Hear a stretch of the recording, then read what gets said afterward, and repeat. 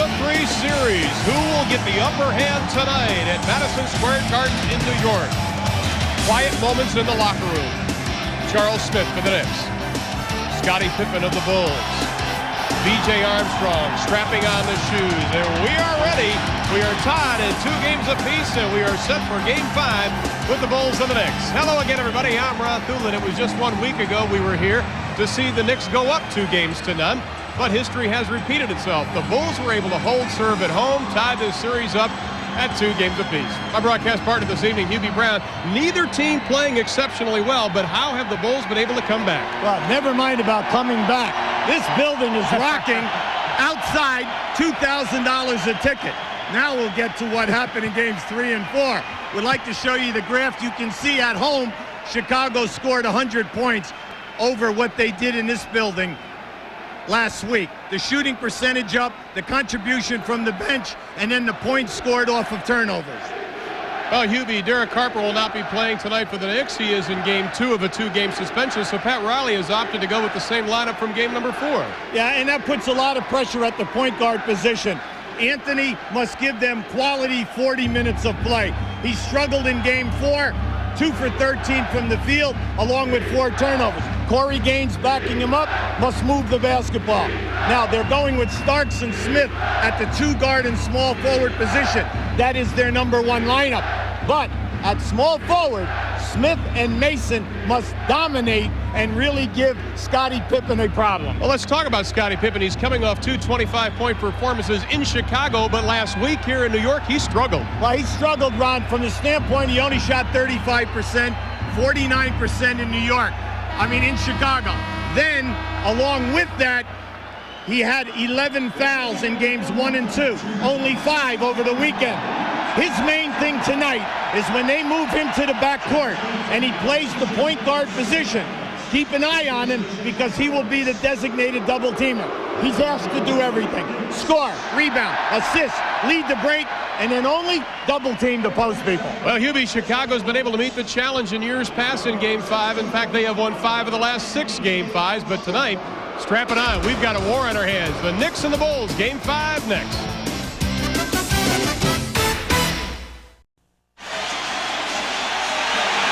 We are set for Game 5. There is an electric atmosphere here in the Garden as we take a look at tonight's Jeep Eagles starting matchup.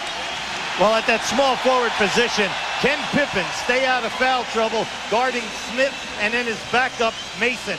We know the Cartwright-Ewing duel will be major. Ken Patrick holed up with the bad knee that he injured in Game 3. If you don't think it's loud in here, here's Patrick Ewing just moments ago being introduced. Here in the Garden as we take a look at tonight's Jeep.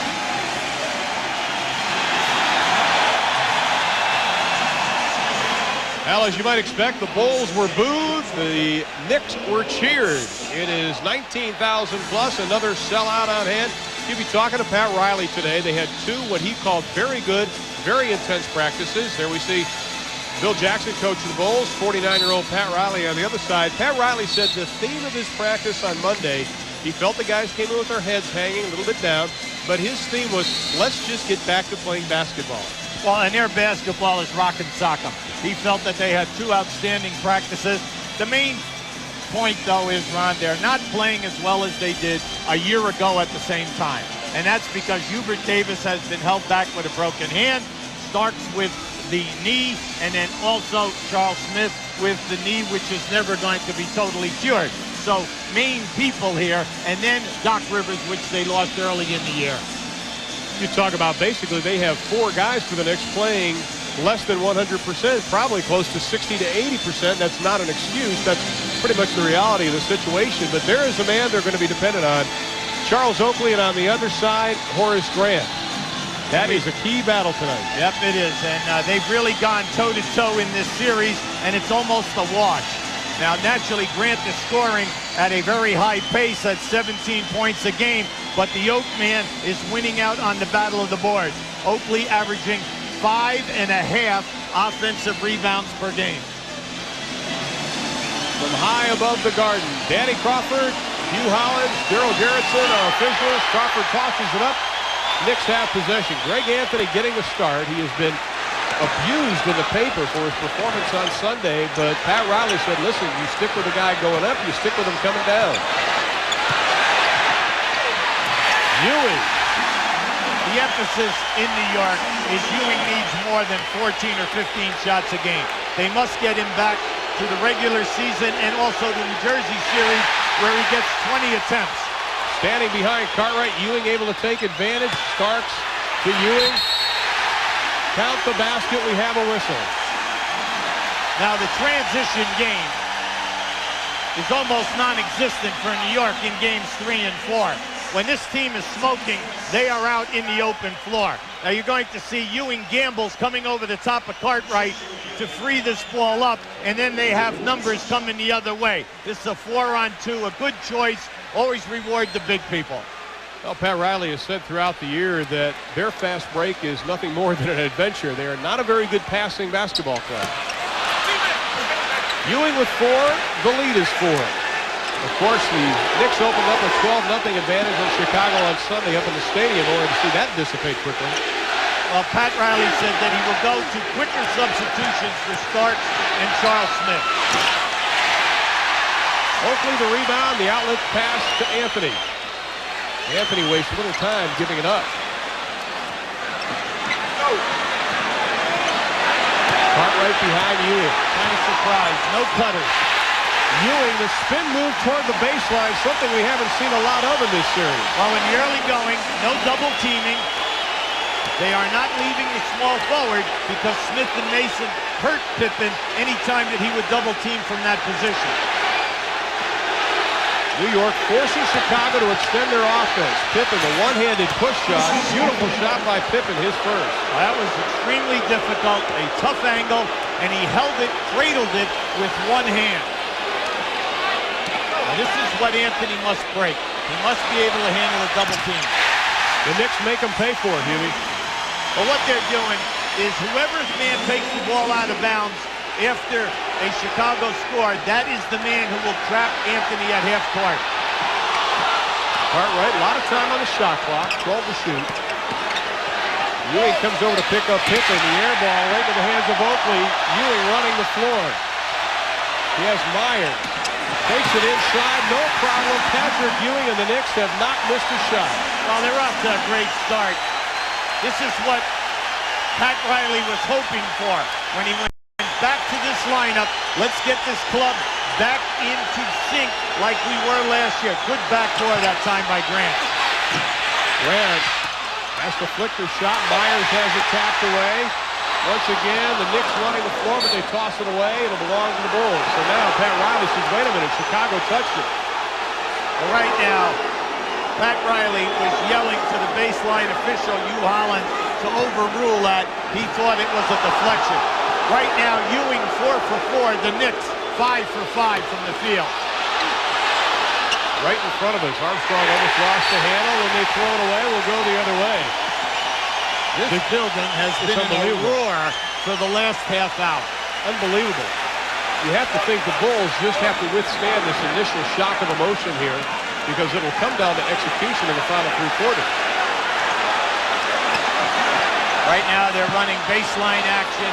There's a staggered screen for Starks. Myers doing a good job. 7 to shoot.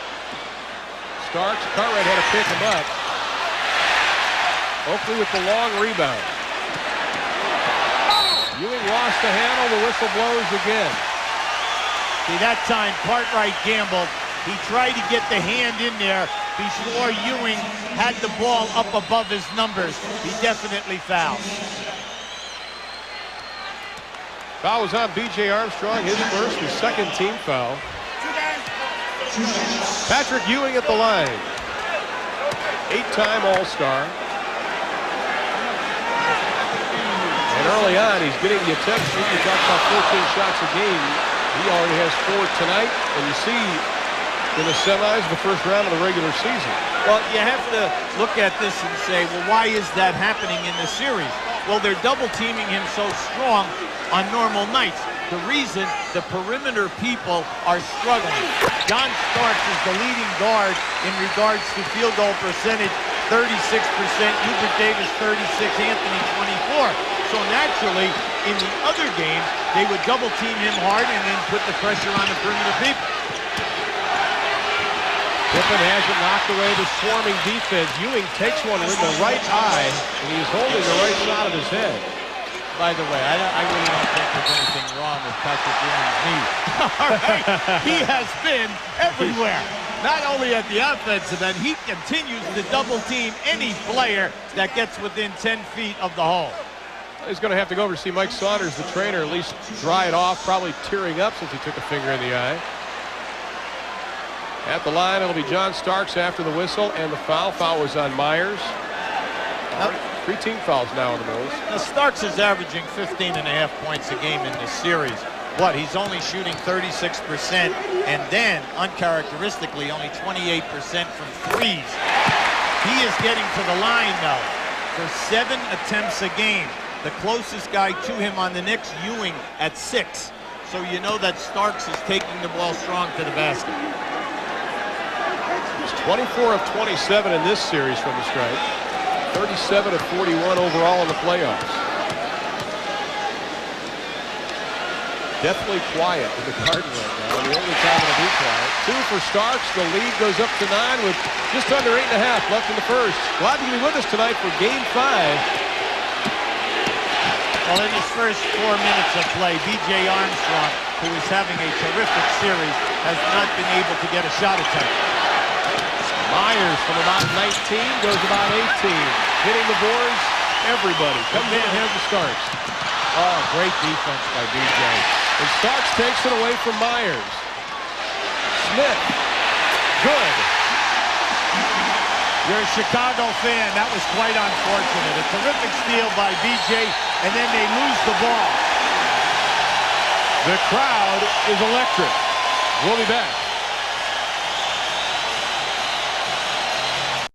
I'm from New York, and nobody plays basketball like they do here. It is Chicago ball. Oh, Pippen fooled the Suns. Well, I mean, they certainly don't pass like they do in New York. Here comes Golden State. Another great pass. Johnson to Weber. Okay, but they definitely don't jam like they do in New York. Look out for Miami. All right, so that's the thing about the NBA. It's great everywhere. I love this game. All right, well, let's talk about New York Bagels. Come on. From the world's greatest movie library, the Sackett brothers are a breed of tough men. Tough to know and tougher to kill. Tom Selleck and Sam Elliott. The Sacketts, 8:05 Eastern, Thursday night on TBS. 3 of the series, Scottie Pippen was nowhere to be found at crunch time, but in Game 4 on Sunday, he came out strong as he led the Bulls in scoring, rebounding, and assists, finishing with a game-high 25 points. The Bulls never let this game get away as they forced New York into 24 turnovers that led to easy baskets and numerous fast break opportunities. Instead of a possible sweep or a 3-1 lead, New York left Chicago Stadium just as they had last year, tied at 2 games apiece.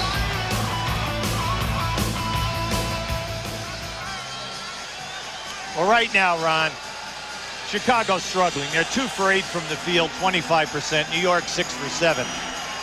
But the major point, because of the misses and the long rebounds, New York 8-0 in fast break points. Pat Riley talked about those transition points during the regular season, 28-30. He said he got the fast break opportunities, and they haven't been getting any in the last 2 games. Bulls throw it away again. The careless pass by B.J. Armstrong. Uncharacteristic. The main thing is for you, when you're on the road like this, you know that they're going to miss. The Knicks always allow you back into the game. The main thing is to keep your turnovers down and take high percentage shots. That was B.J. Armstrong, only his 7th turnover the entire playoffs, not just this series. Offensive foul, that's going to be on Charles Smith. Now that was Pete Myers deciding to go between the 2 players, setting a double screen. You very seldom see that because they can flatten a defensive player trying to bust through that time. But they catch Charles Smith moving on the screen. Pippen, the strong move. Myers right there to clean it up. Right now, you must penalize the Knicks because Patrick Ewing is leaving the center, and then someone is picking up the center. That extra guy must get to the offensive glass. Smith from the corner. That is a welcome sight for Pat Riley. His 4th point of the ball game. Pippen to Myers. He'll launch one from the outside, and Pete Myers drains his 2nd in a row. He has 4. Main concern of Pat Riley to keep Pippen and Kukoc under control off the dribble. Cartwright playing behind Ewing. Myers showed the double. Good ball fake starts. Launches the 3. Anthony wisely pulls it out. Ewing! Right now, Patrick's on fire. Cartwright cannot handle him, and you would think that pretty soon the double team is going to come. Scottie Pippen once again launching the 3. Now in this series, he's done an outstanding job. He is now 8 for 21. Going to be an offensive foul called on the Knicks. It'll be on Greg Anthony. Big thing is to keep Anthony under control. You know, there's an awful lot of pressure on him, not just from his peers, but also from everyone in this building and outside in the Big Apple. No baskets, and the score remains 19-11. We're at the 6-minute mark of the first quarter. Myers on top, far side Pippen. Smith picks him up. Scottie feels that he can beat Smith off the dribble or Oakley anytime that they switch off. He feels confident that he can blow by them. One of the first 2 games here, Mason and Bonner and also Smith really pounded on Scottie Pippen. Well, Scottie was looking for a deflection that time. Starks a hit off his knee, belongs to the Bulls. Well, if you lose it at one end, Ron, come back and make something good happen at the other. And that was Scottie Pippen. He double-teamed Starks that time. New York 2 straight turnovers. The Knicks have never won a playoff series versus the Bulls. Myers all the way, the hard, strong foul by Ewing. He wants the forearm by Myers, won't get it. Anytime that they beat their man off the dribble, Ewing is coming. Cartwright must get to the front of the rim so he can either get the pass or a missed shot. Pete Myers at the line to shoot a pair. You cannot allow Patrick Ewing to intimidate and then also bury you at the offensive end of the floor. Myers 70% from the stripe this year. 8 of 13 in the playoffs so far. As you see, 62%, the 6th-year pro out of Arkansas, Little Rock. Originally a 6th-round pick back in 1986 by the Bulls. Myers with 5, the lead's down to 7, 5.5 left in the first. Now there's your trap. Oh, that was a bad gamble. Ewing, his first miss of the game. If you trap in the backcourt and the next pass is made, you cannot gamble and miss that pass. Because if you do, you're opening yourself up for a layup. Now just watch this. On this pass, you'll see Grant shoots up. You want right there. See, you cannot allow that to happen because now it's 3-on-2 down inside. And once again, a good choice. Really now 2 of 4 from the stripe. He already has 12 here in the opening quarter. He was extremely positive today in the locker room following their shoot-around. He has been that way in the paper. Would not talk to the media yesterday, just wanted to be by himself. Well, you know, Ron, in the 4 games, he's shooting 61% and 84 from the line. And, you know, he's doing an excellent job in the boards. He's averaging 10 rebounds. But he's playing 43 minutes a game. Played 44 in game 4. Now Ewing battling on Cartwright. The big step by Patrick. What a reverse. Almost got it. Rebound controlled by the Bulls. Right now, I like the Knicks' hustle and their effort on their offensive board. They are just bullying Chicago around and, more important, smacking them around. And there are no loose ball fouls called. And usually when they get in their offense now, there's 15 on the shot clock by the time B.J. Armstrong really got things going, and it turns into a one-man game with Pippen. Big-time rejection, Patrick Ewing. They can't make the save. Bulls have it, only 3 on the shot clock. Everyone was criticizing Patrick for not being active in games 3 and 4. But I'll tell you, tonight, he is everywhere. Picking up, I don't care who the man is off the dribble. Now just watch this strong move by Patrick. And then Grant as he takes that one up. I was surprised. I thought he was going to send that one down with 2 hands. Bill Jackson wants a fresh 24, and now they're also talking to Charles Oakley and Bill Cartwright that he's only going to have 3 on the shot clock. It's a real battle with Oakley and Grant. Pippen, a difficult shot, can't get it to go. Charles Smith with the rebound. He already has 3 tonight. Ewing. Knicks by 8, 4.5 left in the first. Pippen launches his second 3, and he drains his second 3. You must pick him up a little further out because he's in the rhythm and he's looking for it. We told you earlier he came in 7 for 20. He is now 9 for 22 in threes in the series. Starks left open on the baseline. Myers got a piece of it. Here comes Pippen. Has Armstrong on the right, spotting up for the 3. Starks goes down. Myers, that's a 2. Myers struggling in this playoff. Yeah, and so is Kerr. The substitute that comes in at that position. The 2-guard position is letting them down because they are getting clear looks at the basket. Anthony doing a nice job running the point. Not out of control as of yet. Leave him open for the 15.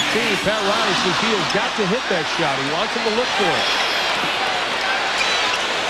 Armstrong back out to Grant from 17. Nice ball movement. That was only their second fast break attempt of this quarter. But on a fast break attempt, you have to make the other team pay for it. 3:22 left in the first. The Knicks by 5.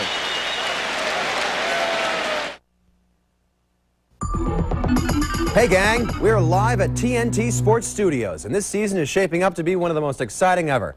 Basketball, hockey, soccer. Doesn't get any better than this, right? Well, believe it or not, it does. Because right now, the sports world is live on Prodigy. In-depth stats, up-to-the-minute scoops, even scores for games in progress. Almost any sport, right at your fingertips. Hey, you keep watching, we'll keep you updated. Just call 1-800-979-LIVE and get Prodigy software plus 1 month's membership free. You've heard all the analogies before. Think of it as caviar for the power-hungry. Or think of it as flying first class for the price of coach. Forget them. This is the Eagle Vision TSI. A sports sedan with a 24-valve, 214-horsepower engine, anti-lock brakes, even driver and passenger airbags. With a car like this, you don't need all those silly comparisons. Eagle Vision. Think of it as an Eagle Vision.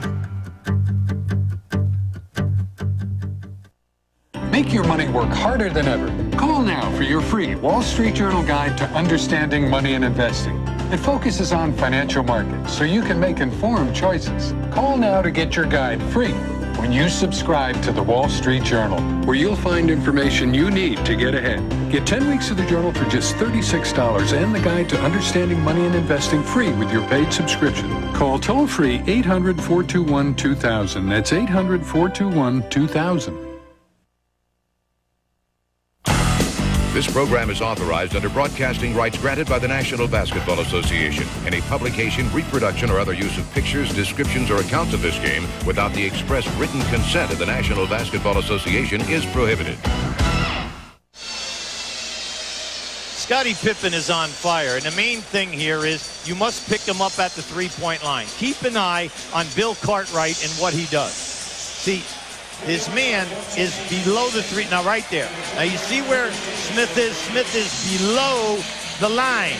Well, that allows Cartwright to set a screen on him, giving Scottie the open shot. And when a guy is on fire, you must come out higher. Well, you say, hey, that's easy for you to say. You're not Charles Smith trying to guard Scottie Pippen off the dribble. But the big thing is you've got to get out there and show it. Well, these are points like the first 4 minutes of Game 4 and tonight, the rest of the quarter. You talk about Scottie Pippen hitting that 3, but wasn't Pat concerned that Scottie Pippen's been able to beat his defense off the dribble so many times, or they may be respecting that too much? Yeah, they are, but the main thing is he's looking for the 3, and they can make up the points quickly, Ryan. You have to gamble a little bit here and rely on the interior defense to rotate. Now they have Kerr in the game now. Pippen, no place to go. The whistle, the foul's going to be on Mason, who is also checked into the lineup. Both whistles were late. And the reason why Pippen passed the ball, he did not think he was getting the call. people, you're sitting there and you're saying, well, why didn't he shoot it at the basket? He held it as long as he could, so he was trying to make the play. Once he made the play, then both whistles came out. Now the Bulls on a 7-1 run. It has been over 3 minutes since New York has scored. This is the guy that's got to get some shot attempts, B.J. Armstrong. He's averaging over 17 a game in this series, and the big thing, he's shooting 50% and 80 from three-point range. He's 0 for 1 tonight. Grant, the running left-hander, won't go, but he puts it right back in. Horace Grant with the offensive rebound and the putback. Now, Oakley's upset with himself because once the shot went up, he never got into the chest of Grant. The Knicks 2 of 9 since they started the game, 6 for 17. Ewing lost the handle. Here comes Armstrong. First time they double-teamed him. Pulls up from 15. B.J. Armstrong, his second shot, he makes good. You like to see that because B.J. is really on a roll in this series. He's been taking it off the dribble, getting into the lane. So you must find him some shot attempts. Now it is a 1-point game, nearing the 2-minute mark of the first. Grant just put Mason behind the stanchion. Hubert Davis, who also checked into the lineup. We talked about the 2-guard Woj shooting. He drills his first. I tell you, they are manhandling the screeners down on the baseline. At both ends. Oakley on Graham. Quick hands. Armstrong again from the same spot. Nice assist, Horace. Come on now. He had the shot blocked. Fortunately, the ball goes right to B.J. Armstrong, who was wide open coming off that screen. Good pass, Coach. Mason on Grant. He dribbles it off his foot. Here comes Pippen on the break. Nice. 1 on 4. Nice. Stutter move in the jam on Oakley. You know, he said, I got the Oak man. I'm going to give him a little razzle-dazzle. First of all, a hesitation. Make the defender square off, and then take the crossover dribble and go strong. First lead of the game. Anthony with the reverse. The first wild shot for Greg tonight. Up in the corner. Spotting up. Pulls the trigger. Buries the 2. Now you knew it, because as soon as B.J. went, as soon as Anthony went down that lane, B.J. took off for that distant corner. Now the pressure is on the Knicks. Armstrong and Kerr will occupy the corners in transition. Ewing from 18, nothing but the bottom of the net. He has 13 in the ballgame, 14 in the ballgame. That's why early we said, you know, the Knicks make big runs, but they always allow you back in the game. Chicago kept to their knitting, stayed within, good high percentage shots. But Williams will come to the lineup. Charles Oakley didn't like the call. Here comes Williams in. Oakley's foul. That is his first. Now that was a strong foul by the Oakley. That he caught him right across the wrist with a hard foul. Ewing sits down with 14 in the quarter. Herb Williams comes into the lineup. Williams, the 13th year pro out of Ohio State. Patrick Lee shooting 6 of 9 from the floor. Now they're taking this out on the side. They're saying that he got him before. Now, maybe Oakley didn't understand it, but he must have gotten it before. But he definitely nailed him on the shot. Well, now the horn goes off for some reason. That was an inadvertent horn. The scorekeeper shakes his head and said, my fault. Put some time back on the shot clock. We'll try it all again. Anytime that you play the Bulls, most important guy on a side out of bounds is the man inbounding. Scottie Pippen usually gets involved with the action. Oakley lets Grant get away. Kerr looking for the shot. He gets a good look. Steve Kerr drains it. He's the young man that had to get it together. He's 5 for 17 coming into this game and only 1 for 7 in threes. He feels that he's getting a good look, and it's nice to see him hit that first one. Davis on Kerr, 10 on the shot clock. Inside, good pass to Oakley. Beautiful pass that time. Beautiful. Oakley with 4. The Bulls still lead by 1. Final 10. Jackson wanting Armstrong in the corner. Pippen going one-on-one with Mason. Great ball fake. Scottie Pippen, the bank is open. That's great for confidence, Ron. And at the buzzer, Davis lets it fly. It won't count, but what a quarter for Scottie Pippen. 12 points for Scottie Pippen, 14 for Patrick Ewing. Chicago goes on a 21-7 run to end the quarter. The last 6.5 minutes, they lead by 3 heading into the second quarter.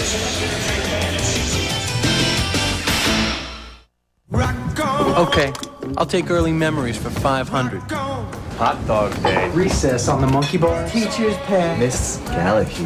Baseball cards. 5 and dime. Slingshots. Pets. Incredible edibles. X-ray specs. Those sea monkeys with the crown and... Those were brine shrimp. Hey, chemistry sets. Rock'em Sock'em Robots. Easy Bake Ovens. Beechwood Aged Budweiser. Crisp, clean, classic.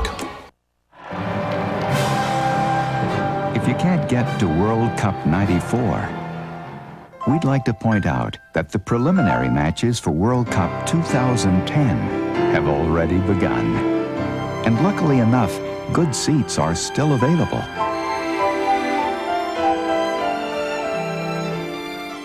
McDonald's, proud sponsor of the world's biggest soccer game, even prouder sponsor of some of the world's smallest. In a world without justice, one man was chosen to protect the innocent and make the wrong things right. The critics are unanimous. They're calling The Crow the best movie of its kind since Batman. 4 stars, spectacular and visually mesmerizing. Rolling Stone raves, Brandon Lee is sensational, dazzling and fiercely hypnotic. Brandon Lee, The Crow, rated R. Now playing at theaters everywhere.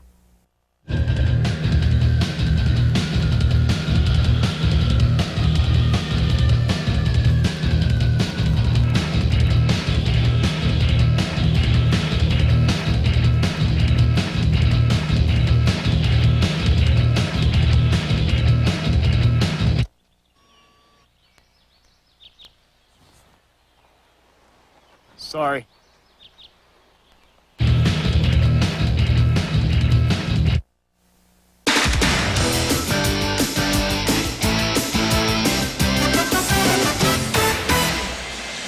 Towering over the Manhattan skyline, the Empire State Building, and down below Madison Square Garden, 19,000 plus have seen the Bulls take a 3-point advantage after one. We talk about BJ. He's getting the shots now. Well, he's getting the shots, and the fact that you like about his game, he's getting into the lane area. In this series, he's averaging 5 foul attempts, tries a game. Now, there it is on that misdirection by Grant on a nice block by Oakley. But you can see right there, as his game has grown through the years, this year 14.9, and in this series, 17.0. Well, we told you the key. He's shooting 50% from the field, 80% on threes, 95 on the line.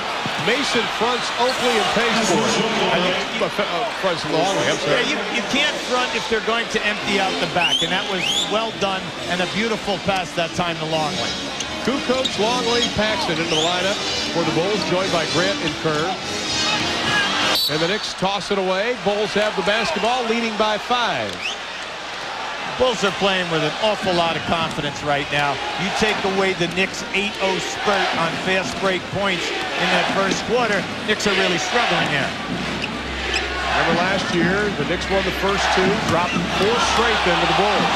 Longley inside, can't get it. Mason the rebound. He can lead the break. A member of the Dog Pound. That's what's on the side of his head. The reserves for the Knicks. Now the bench of the Bulls really need to step up here tonight. Well, they've struggled in this building. Davis with the left hand. They were outscored by 21 points in games 1 and 2. But once they got back to Chicago, they did an excellent job. Bench players usually do a better job at home than they do on the road. Longley on Williams. Williams with the block. Offensive foul will go the other way. Well, they catch Longley with a push that time. It's quite unnecessary. Now, Herb Williams, one of the premier shot blockers when he was with the Indiana Pacers. You're going to see it right here. See, there's the clear out with the left hand. Took Herb Williams right down with that blow. Bulls by 3. Davis down low to Williams. Almost thrown away. Knicks have it, 11 on the shot clock. Nice anticipation by Kerr. We have 2 of the better defensive teams in rotating in half-court defense here this evening. So when you make the diagonal pass, you better have a clear view. Charles Smith now working on Grant. Looks over the shot clock at 2. He lets it go. Doesn't get it. No, that'll be a 24-second violation for the Knicks. Now, Grant is the only starter out there with this unit.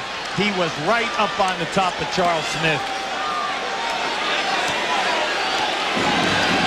4 of 8 games, the Knicks have held their opponents to under 40% shooting, but in the last 2, the Bulls have averaged over 100 and about 50% from the field.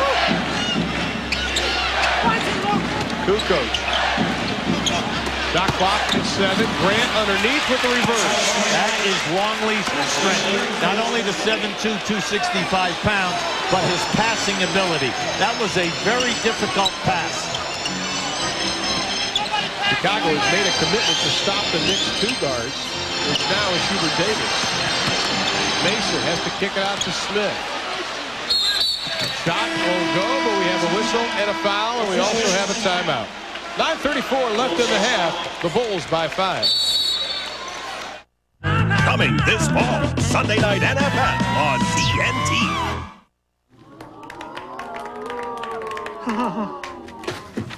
It's been our observation that people don't necessarily like the idea of getting older. It's a gut be gone. Roy just loves his. In which case, we have a suggestion. Ta-da! Now make a wish,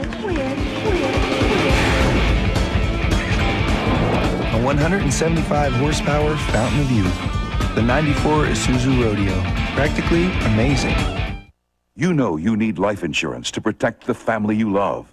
We know the way things go, it's hard to find the money to pay the premiums. You know you've got to do it, and we know we can help you. To protect your family's future security, many financial advisors recommend insurance coverage equal to 5 times your annual income. Wait, before you say, I can't afford that, look into this money-saving offer from Garden State Life Insurance. If you're in good health and don't smoke cigarettes, Garden State Life can offer you quality term life insurance that may save you as much as 50% off what you're paying for term life insurance protection. Garden State Life guarantees your premiums remain the same for 8, 10, even 20 years to come.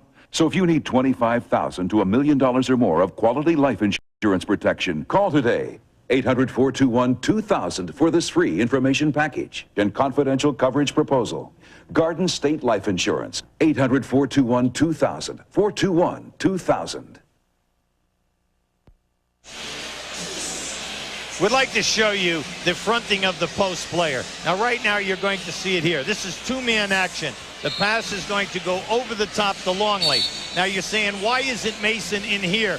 Because of the zone rules, he must be in this blue area right here if this man is outside. Now, you're going to see the lob.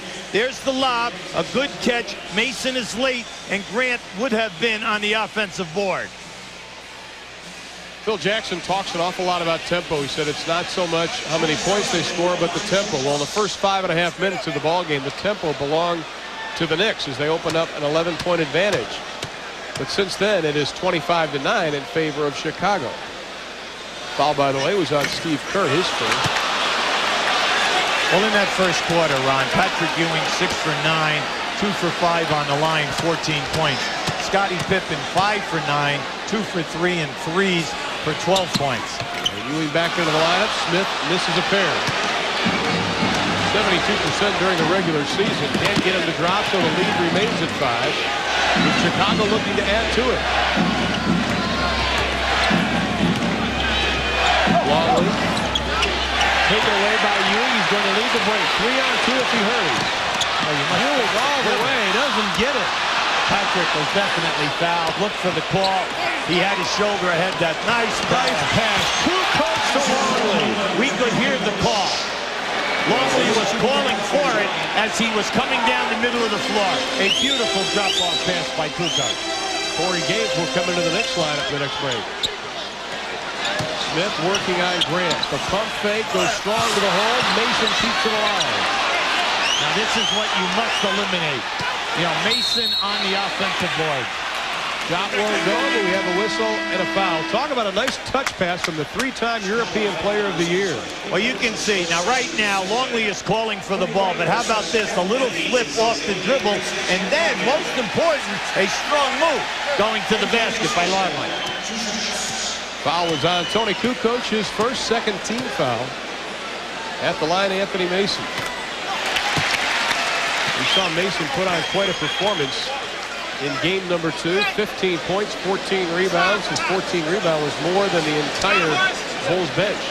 Well, in this series, Ron, he's not only scoring 12 points, he's averaging 7 rebounds. He's doing all this in 28 minutes. He's shooting 60% from the field and 78 from the line. He has 2 tonight. The lead is still 5 by the Bulls. Kerr working on Corey Gaines, who's checked in for the Knicks. We will see playing time tonight. Gaines shoves Steve Kerr into the bench. That was unnecessary. Your player picked up the dribble. There's no need to foul him once he makes the pass. What you tried to do with your second unit is please do not get us into the penalty situation early. Kerr moves it, little French pastry behind the back. Still a lot of time on the shot clock. 12 seconds. Kerr can't beat Gaines off the dribble, pulls the trigger short. To Smith. Nice pass by Gaines to Smith for the 2.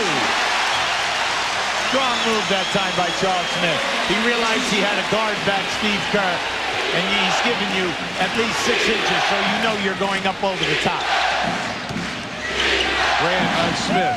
Longley. That'll be a traveling call. Now, not only did they have the travel there, they also had a 3-second. Now, they're working on Craig Anthony on the sideline right now. It's his left wrist. Now, Corey Gaines is in the game. If you remember back to Game 3 when the Knicks made a strong move down 22, caught Chicago right at the end of the game. Gaines was on the floor through that entire fourth quarter. Riley likes the fact that he moves the ball and he does a nice job. Outside, Smith, a little short on the jumper, Paxson with the rebound. Kukoc has Grant streaking down the left side. He pulls the trigger on the 3. Grant with the offensive rebound. Remember, he had only 2 offensive rebounds in the first 2 games here in the Garden. But then he came back in, now averaging 4 offensive boards at home. Longley can't get the roll. Ewing the board, his 3rd. Right now, Longley has taken 2 hook shots, and they've both been ugly. They're not even on the front of the rim off. They are off to the right side of the rim. Mason goes strong to the hole. He stays down. This is the guy. This is the guy who can upset you, especially in this building. This guy's a tough dude. Now you're going to see a very, very strong move. He's playing with a lot of confidence in this series. In the New Jersey series, yes, he was there, but not making as much of a contribution from the point scoring and then the rebounding. He is so strong. 2 or 3. Phil Jackson going to his bench. Cartwright's going to come back out. Luke Longley will sit down. Scott Williams has checked into the Bulls lineup. 4th-year pro out of North Carolina. B.J. Armstrong also will come in. Steve Kerr comes out. So Pat Riley talking about making a lot of substitutions, timing them a little bit better. Phil Jackson going to his bench. Anthony Mason from right here in New York City. Never drafted.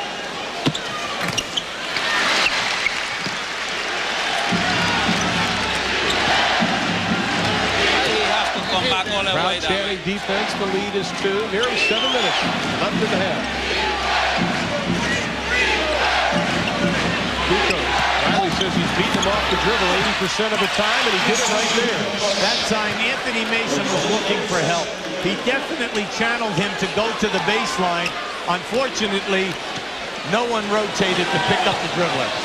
Starks tried to get it to Ewing. Cartwright just tossed him out of the way and we'll have a timeout. Now 6:42 left in the half. Bulls by 4. It's been our observation that people don't necessarily like the idea of getting older. It's a gut be gone. Roy just loves his. In which case, we have a suggestion. Now make a wish, wish, wish, wish. A 175 horsepower fountain of youth. The 94 Isuzu Rodeo. Practically amazing. See your local Isuzu dealer to check out the Rodeo lease. You know, at AutoZone, we know our customers work just as hard as we do. So we're open when they need us, at night and on Sundays. And since 2 million folks each week count on AutoZone for what they need when they need it, we're not about to let them down. That's why we carry so many parts and why we price them so low every day. You see, selling top quality parts at low prices every day is how we make a living. But helping customers, well, that's how we make friends. I was an NBA All-Star for 8 seasons, and one thing I learned is that no one can do it alone. Now, traveling across the country as the NBA stay-in-school chairman, I visit a lot of schools. And I've learned that getting a good education is also a team effort. America's schools need everyone to get into the action. Help spread the stay-in-school message. It's everyone's best move. Ernie Johnson in Atlanta. When they hit the break in New York, George Carl and I will bring you the Reebok halftime report. We'll get the coaches' insights into the first half, and we'll take a look at the Denver Nuggets and their remarkable knack for the comeback. It's all coming up on the Reebok halftime report. Now let's get back to the Garden to Ron Thulin and Hubie Brown. Guys? Well, we'd like to show you the play that just happened. You're going to see a two-man game right now. Now keep an eye right here on the post. Now Cartwright gets his leg in between Ewing. The pass is made to this side. As Cartwright comes around the front, you're going to think that there is a collision with the legs, but it does not happen. Patrick Ewing just got himself in a bad angle. There is no contact, and he just fell to the floor. Not bad. 29-14 since 6.5 of the first. The Bulls have kept their poise throughout a very emotional first 2.5-3 minutes of the ball game. Well, that's the major problem with this team all year long. The Knicks have never been able to hit a happy tempo for the 48 minutes from an offensive standpoint. The Knicks going with Starks, Gaines, Smith, Ewing, and Oakley. Williams, Pippen, Cartwright, Kukoc, and Armstrong for the Bulls. Oakley didn't like it. Darryl said, too bad, Charles. We'll go this way. Now, right now, we have John Starks is playing Scottie Pippen. That ball went to the wing, and Scottie Pippen was going right into the post area. Pippen trying to post him up. Starks tries to front him. That's a clear out. Pippen just turns around, pulls the trigger right into the hands of Smith. Here comes Gaines. Starks says, don't give it to me. Now you can. The three. Inside. No! Great look by Starks to Smith. The reason that opened up, Scott Williams fell down on the floor when that pass was made out to Starks. His man opened up, and I give Starks a lot of credit. I thought he was going to pull the trigger. Right, go for the high percentage shot. 5 assists for John Starks already in the ball game. The lead is down to 2. Kukoc, the one-handed left-handed shot. Tony playing with a lot of confidence. He feels he can go by any of the players, and he just shot that one right up over the top of Mason's double team. Bill Jackson says he's a money player. Smith, nice ball fake, Charles Smith. Well, they named him way back in the old days at the 5-star basketball camp, Howie Garfinkel, Mr. Fluid, and you can see it down inside. Exactly right. He has many moves. Now Cartwright being guarded by Smith. Williams crosses over to the far side. Here comes Pippen. Ewing puts a forearm on him to hold him up, just enough to maybe disrupt things. Armstrong for 3, buries it. Excellent choice. Cartwright took his time and looked to the corner. And we keep telling you, Armstrong in the left side on the floor in the corner, or Kerr on the right side anytime they're out there. Always dangerous with the 3. DJ, number 2 in the NBA from the arc this year. Ewing from way outside. Doesn't get it. Kukoc tapped it to Williams. And a technical foul. Very good call. Both referees were right on top of that. Oakley kicks Kukoc. Now, I know Oakley's upset because Kukoc, he felt, pushed him and had the contact. That's how he felt. Chicago got the rebound. But then Oakley, uncharacteristically, kicks him. All right, now keep an eye underneath here now. Now watch what happens. See, as it's knocked out. Now watch what happens. See, boom, automatic, technical foul. Now here it is right there. I'm not surprised. There's no place for that. And that's what starts. Yeah, both refs right on top of it. And then you just saw something which you do not see very often. B.J. Armstrong missing a foul shot. In this series, 20 for 21, 95%. So the Bulls retain possession with 4:39, leading by 5. Now Ewing playing behind Cartwright. They're doing a little shoving. Anthony trying to hold on to Armstrong. He pops out front. Well, you can't wait. They're waiting too long, see. Shot clock at 3. Ewing's going to be called for the grab. If you're going to call it on Cartwright at one end, then you must call it at this end. Patrick once again gets caught reaching in. The clock was going down yet. You really don't like to see that, especially one of your key guys picking up a cheap foul. Let and force Cartwright to score over the top of you.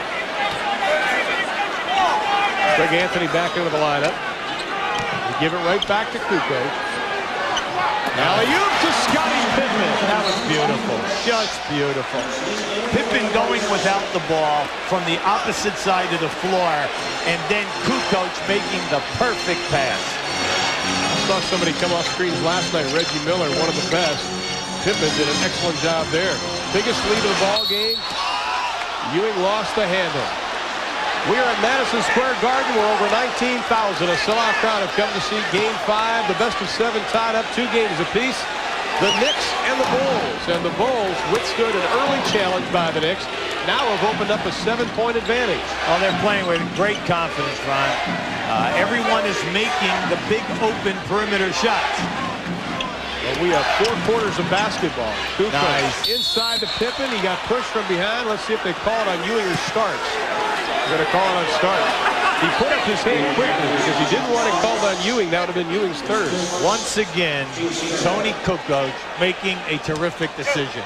He was not going to force that shot, and because of his size, 6'10", 6'11", with the long arms, the maximum height, he dropped the pass right down inside the Pippen. Well, at the conclusion of tonight's game, we'll be selecting the Budweiser player of the game. Budweiser will donate $1,000 in his behalf to the United Negro College Fund. Scottie Pippen during the season averaged 5 foul shot attempts a game. He only shot 66%. In the playoffs, he's averaging 6 foul shot attempts a game. He was 25 for 26 coming in here tonight, 96%.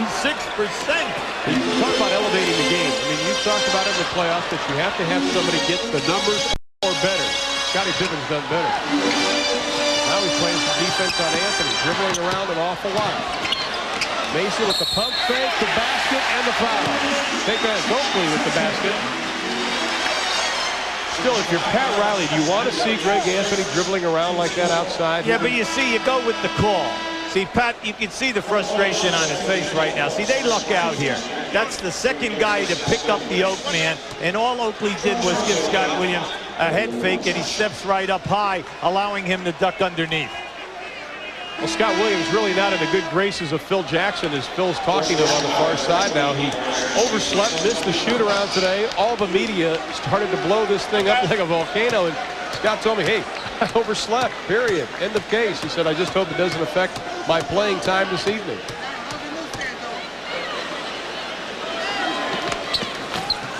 Oakley way short on the free throw attempt, but he's usually pretty solid. Now Pippen working on Smith, tries to take him off the dribble. They'll go the other way with him. What we're seeing tonight is that Chicago continues. Pippen and Kukoc, the thing which we told you early, Pat Riley is major concerned about. Kukoc and Pippen breaking the defense down by beating their man off the dribble. Anthony off the glass for 2. Well, that's what this young man needs. He needs some field goals to give himself some confidence. If he'll take it all the way like Harper would do occasionally, once or twice a quarter, take it all the way to the hole, but you must finish. And Greg Anthony, throughout his 3-year career here, he has struggled. 37%, 41%, 39%.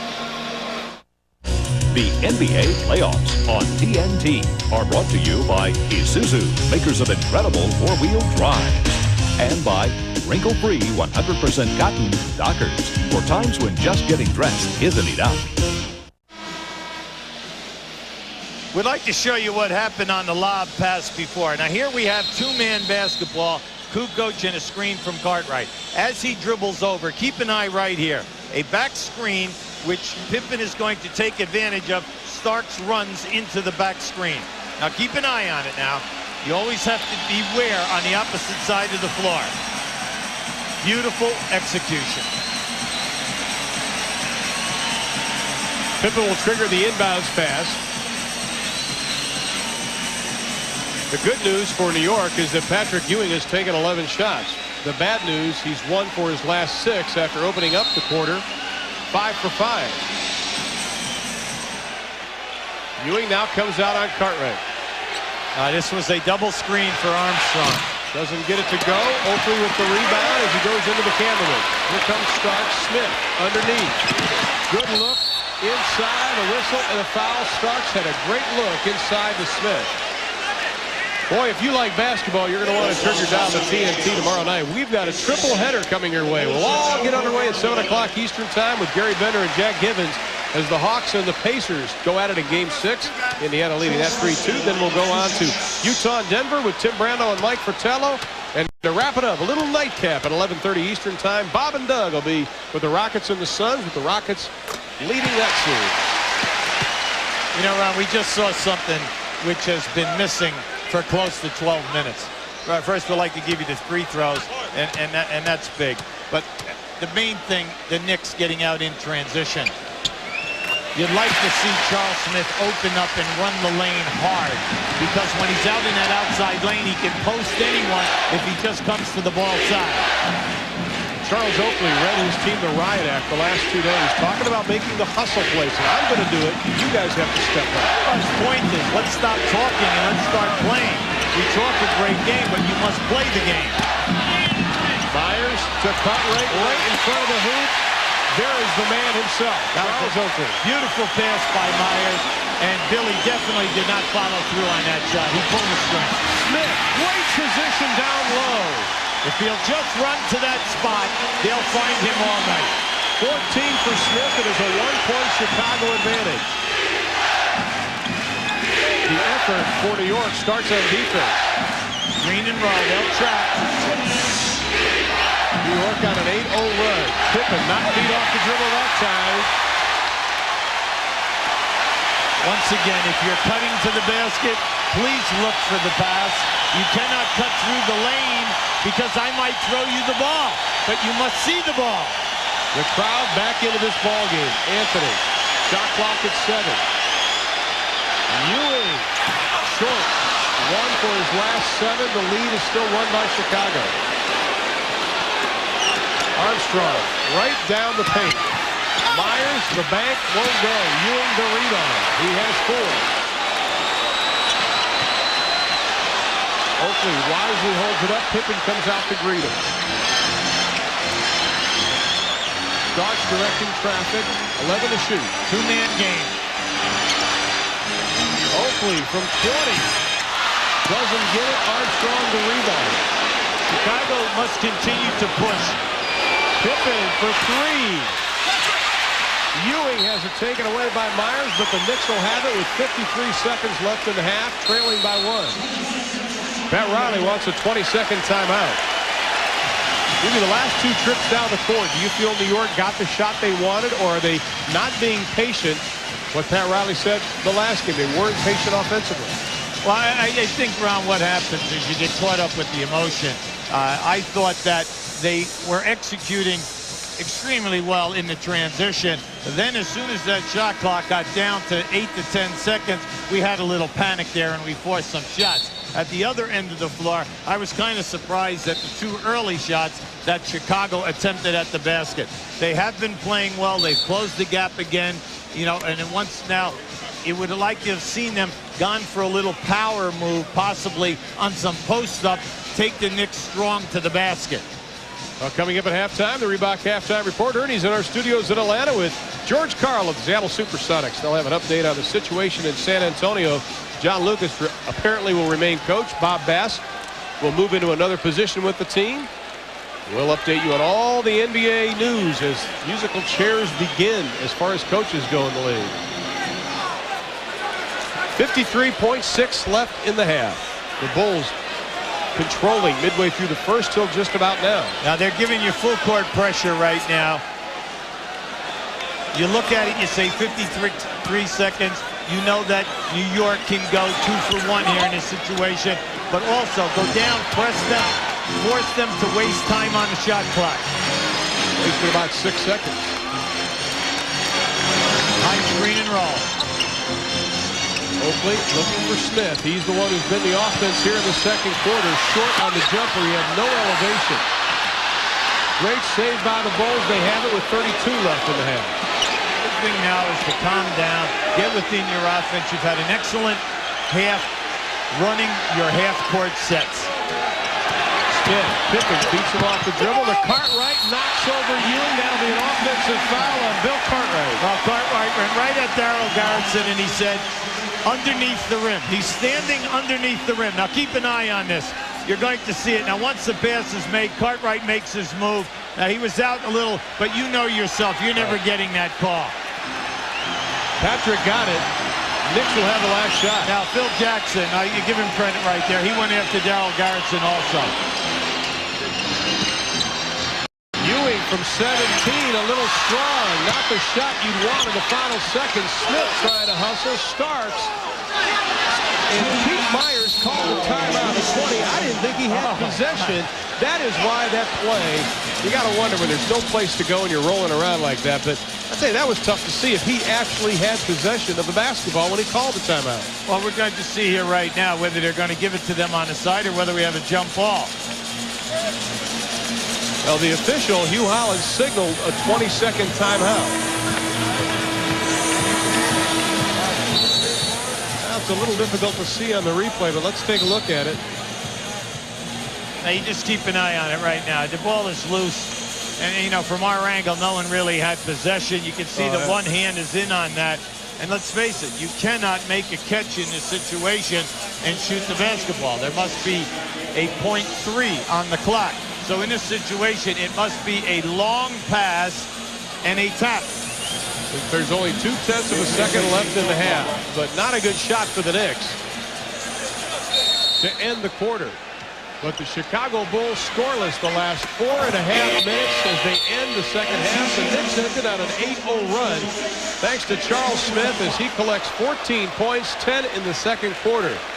The Chicago Bulls led by Scottie Pippen with 16, but they hit a drought the last 4.5. We're at halftime with the Bulls leading by 1. Ernie and George are next.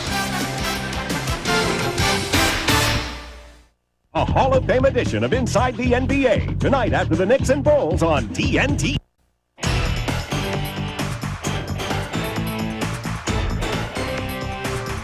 The Reebok Halftime Report is brought to you by Reebok, to remind you that on Planet Reebok, there are no rules.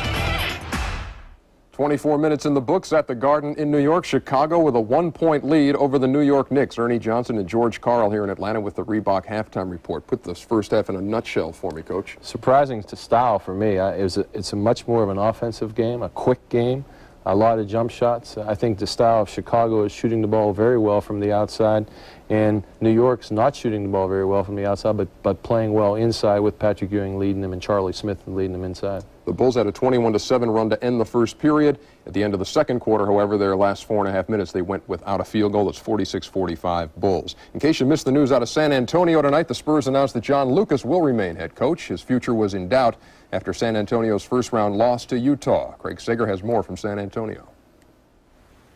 Here in San Antonio, the fallout continues from an opening playoff loss to Utah.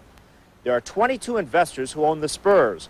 However, it is General Robert McDermott, retired in name only, who calls the shots. Last week, he accepted the resignation of team president Bob Coleman. And today, he ended speculation by reassigning Vice President Bob Bass and announcing the fate of Coach John Lucas. First, we want to affirm that John Lucas is the head coach of the San Antonio Spurs. We are proud of the team's achievements in John's first full season as an NBA head coach. The board has full confidence in John. We are proud to have him as coach of the Spurs and as an asset to the city. The Spurs need John Lucas to handle Dennis Rodman, whose contributions have been an asset, but whose behavior has been an embarrassment. There are many minuses, perhaps in one's views. about his behavior, but we think that's sort of a marketing, a way to market himself, and maybe it brings more fans into the stadium. We don't know. But anyway, the overall evaluation was he was a very important person and player on the team for this past season.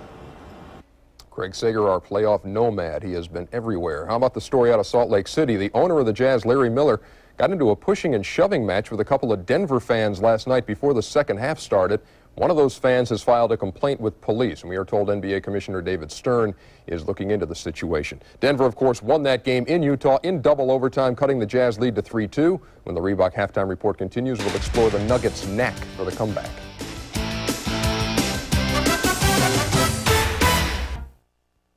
And welcome back to the Reebok Halftime Report. A suggestion for tomorrow night, folks, let the answering machine handle all the phone calls because you're going to be busy watching hoops from 7 o'clock on. Atlanta, Indiana tips off our triple header, followed by Utah and Denver, followed by Houston and Phoenix, all of that tomorrow night here on TNT. Tonight we're watching the Knicks and Bulls, and as you said, a kind of a different pace in this game and more open jumpers for the Bulls than you normally see against the New York defense. I think they've made 6 or 7 offensive flow, kind of in the secondary action. Scottie Pippen's made 2 threes coming down the court.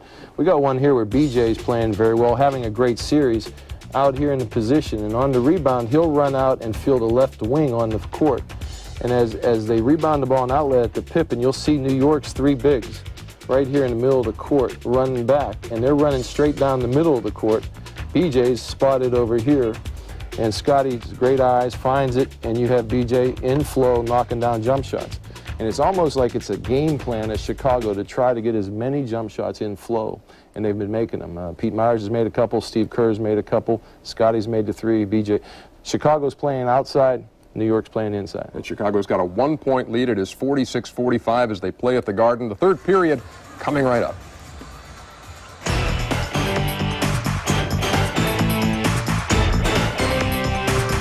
The Reebok Halftime Report has been brought to you by Reebok, who reminds you that on Planet Reebok, there are no limits.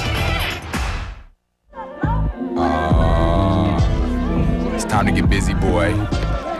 On the blacktop. Yeah. You know, on the blacktop, it's play or be played. Give me that. The blacktop. Look. Slip. Hey. Ain't no suckers here. On the blacktop. We get me stuff down here on the blacktop. This is where you play for real, kid. History teaches primordial perspiration shouldn't mess with one's style. Consider this powerful discovery. New Right Guard Pure Power Clear Gel. An astoundingly clear gel. Thus, it goes on clear without any flaky white stuff, protecting one powerfully. For when it comes to protection, one shouldn't mess around. New Right Guard Clear Gel. Anything less would be uncivilized. Stripping old paint a pain in the elbow? Well, now you can power off old paint, stain, varnish, even rust with Easy Stripper. It literally eats old paint. Forget messy chemicals or changing sheets of sandpaper. Easy Stripper strips window frames and powers paint off siding. It's gentle enough to remove old varnish, yet it chews up thick, scaly rust in seconds. Yes, Easy Stripper powers off old paint and rust on contact. But there's more. Here's the driver. Now you can power in any screw in seconds. Monster screws like this, or tiny screws like this. Even screws above your head. Yes, when you order Easy Stripper to power off paint and rust, you also get the driver to power in any screw. Both tools for an incredible $19.95. Order now. For rush delivery, call 1-800-421-2000 or send $19.95 plus $5.95 shipping to Easy Stripper Plus, P.O. Box 2666, Atlanta, Georgia, for your Easy Stripper and driver. Order now. We are back in the Garden, Game 5 with the Knicks and the Bulls, a best-of-7 series tied at 2 games apiece. The Knicks led by as many as 11, the Bulls by 9, along with UB Brown, I'm Ron Thule. And this is a case of 3 different ball games. First, we had the Knicks starting out. Then for 14 minutes, it was the Bulls. And the final 4 minutes of the half, it was all New York, UB. Well, I think you have to say that transition has been the key. To New York 8-0, then a spurt by Chicago 16-2. Then New York finishes the quarter with another 6-0, all in transition. when the teams are running their half-court sets. We're seeing Chicago making their threes, New York getting to the foul line. Now let's take a look at some of the highlights from the first 24 minutes of play. Now you're going to see right now a miss air ball, an excellent look by Oakley, and then you see Patrick Ewing going one-on-one here out of transition. Now Patrick, for the half, is 6 for 13. Now at this end, you're going to see Oakley slapping this away. B.J. Armstrong making a big shot coming off of a screen. B.J. 9 points in that half. Now this is the guy who is really doing it. Scottie Pippen, 2 for 4 in threes, 16 points at halftime. Down here, Charles Smith. We said right up there at the beginning, this is the guy. He and Mason must give it to them. Charles Smith, big first half, 14 points, 6 for 10 from the field. The free throws are there, the Knicks with 7 critical misses. Ewing, 5 for 5, then he ended the half 1 for 8. Well, even Pat Riley says big wins for New York, and right now the big was Charles Smith, 14 points in that first half, most off the break. There you see the runs. The first 6, next 14 belong to Chicago. The final 4 belong to the Knicks. Patrick Ewing, the first 6 minutes, he was 5 for 5. Since then, he is just 1 of 8, only 3 points. Scoreless in that second quarter. Third quarter underway. Right now, he should take Ewing. Take him strong. He has to give it up to Grant over the outstretched hands of Charles Oakley. Well, it's nice to see Grant get involved here. In that first half, he was only 2 for 6 with 4 rebounds, 2 on the offensive board. Same starting 5. Game 6 will be played Friday night in Chicago, and we will be there. Starks finds a little room, has a slap from behind. We have a whistle and a foul. That time, Scottie Pippen came right over and trapped Starks. There was no place for Starks to go. I thought he was behind the backboard. That was going to be a very difficult attempt. John Starks in that first half did not hit a field goal. 0 for 3. He was 0 for 2 from the arc. His only points coming from the stripe.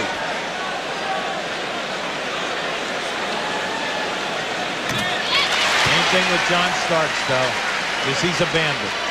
You know that once he gets cooking, it doesn't make a bit of difference. He can be 0 for 15. He'll take the next 6 straight shots. It's called the shooter's mentality, isn't it? They all believe that the next 5 will fall. They figure if you missed your first 7, you'll make your next 7, you're 50%.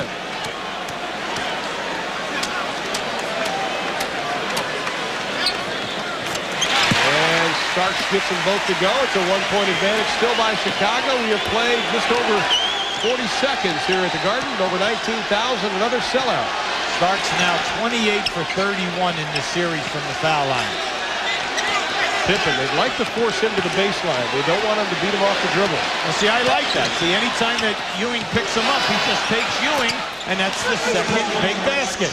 Anytime that he comes off of a pick and roll, this is very good strategy by Pat Riley right now. Calling a 20-second timeout, they must clean this up. Because when Pippen comes off the screen and roll, they trap. He then goes out towards half court. Ewing matches up with a man-to-man. Then he takes Ewing off the dribble, and it is execution, 2 wide open jump shots. I see it right here. Now, he just made one, a pass to Grant on the other side. Now he hits Cartwright down on the baseline, Billy's favorite area, and 2 for 2. See, that's smart basketball. That's all by design, all by coaching, making the little adjustments, the nuances from game to game. And Pat Riley knew that he was in trouble right now. He has to change how they're going to defend. Takes the quick timeout, trailing by 3, and they have the basketball. Pippen already with a couple of assists here in the second half. It's a screen on the baseline for Smith. Smith just turns around, pulls the trigger, doesn't get it. Starks fights for the rebound, can't come up with it. Well, they love to post Charles Smith in the first quarter and in the third quarter. Try to get him within a rhythm. They screen across with John Starks, looking for you to make a switch. If you don't, you're going to be behind him, posting up. The Bulls came into this game very confident because they said they played extremely well in the first 2. Only to lose in the fourth quarter. Pippen, that's going to be short off the iron. Rebound, Oakley. Excellent defense that time by Charles Smith. Anthony to the hole. His second driving layup. That's what he needs. He needs the confidence of the building, not only his peers. Right. He's got to get a feel. We told you he struggled in game 4, going 2 for 13. Everyone was on his case. They said he did not get the ball to Patrick Ewing. You did not make your wide open shots. You turned the ball over 4 times. That's a lot of pressure on a guy, because they know that the only other guy that can step in here now is Corey Gaines. Nice strong move, and he takes it with his offhand, a little right-handed baby hook. Well, Pat Riley said we've been developing Greg Anthony for 3 years. He was going to stick with him. Tonight, Anthony 2 of 4, 4 assists. He has only 1 turnover, and I think that's the key. And Pat Riley has tried to give him the confidence. I'm still going to go with the young man. Well, you know, that's great to say, but that's hard to do if the guy's not getting it done. And we told you, in his first 3 years, he shot 37, 41, and 39, and only 25% in threes. But I give him his due. In the last month of the season and in the playoffs, his three-point shooting outstanding. Inside, Pippen, Smith, and Ewing on the double. 6 to shoot. Armstrong, the baseline. Oh, over the outstretched hands of Patrick Ewing. In this series, he's been dynamite. Anytime he gets down in there, he uses that little head and shoulder fake and gets off a nice shot. Rebound by Cartwright. Bulls lead it by 3. 9:37 left in the third. Pressure really on the Knicks tonight. You'd hate to go to Chicago with the Bulls having a chance to wrap this series up. Armstrong again. Uncanny. You know, it's something which he really did not do a lot of throughout his career with Chicago.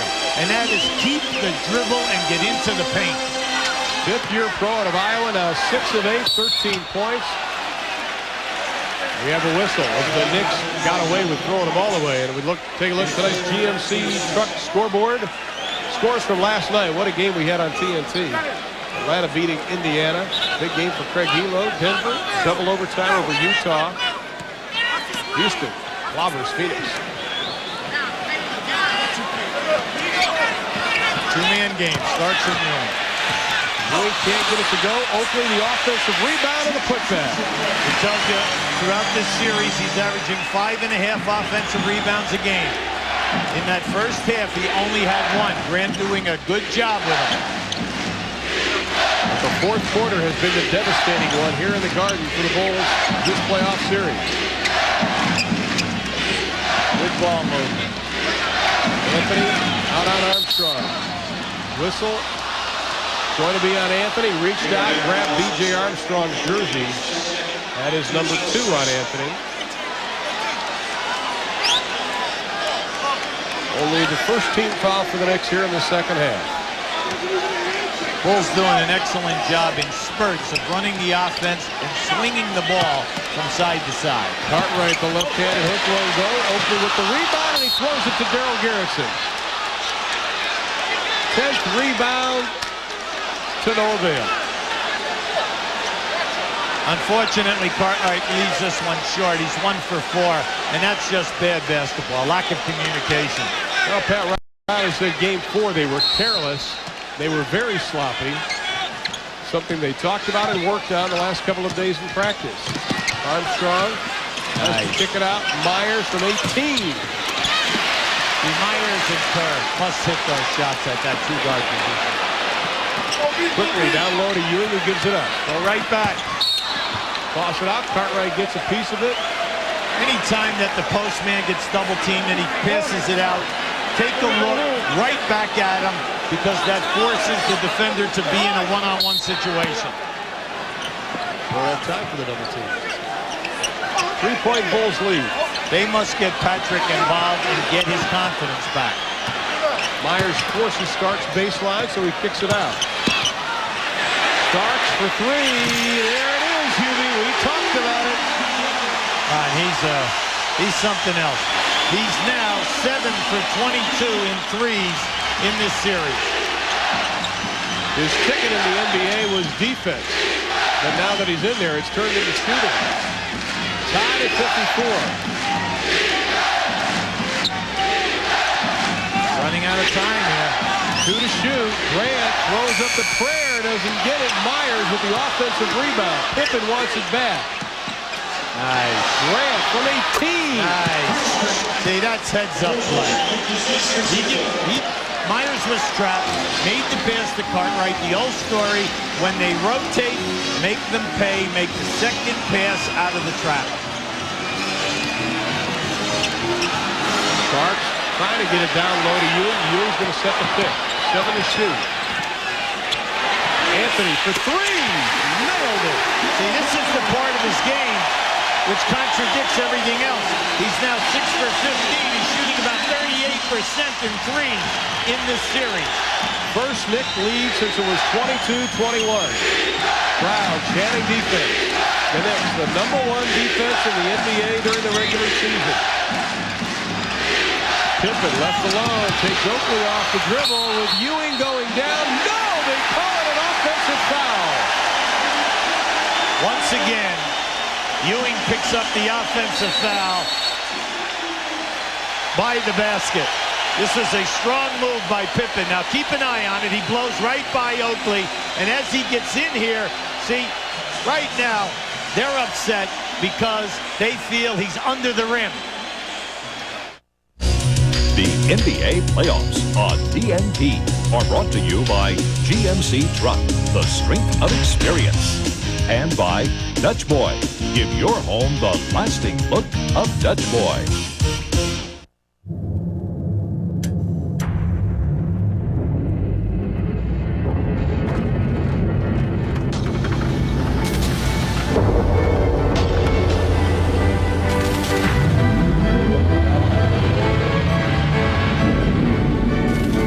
Introducing the all-new GMC Sonoma. We've packed everything we know into this one, Sonoma from GMC Truck. If the tie had never been invented, if pantyhose had self-destructed upon creation, and all there was to wear were the loose, free clothes Fruit of the Loom makes, then life would be truly enjoyable. It's good to see him so relaxed. And you would be truly comfortable. Fruit of the Loom. Clothes that make you feel good. The Radio City Rockettes present I Love This Game.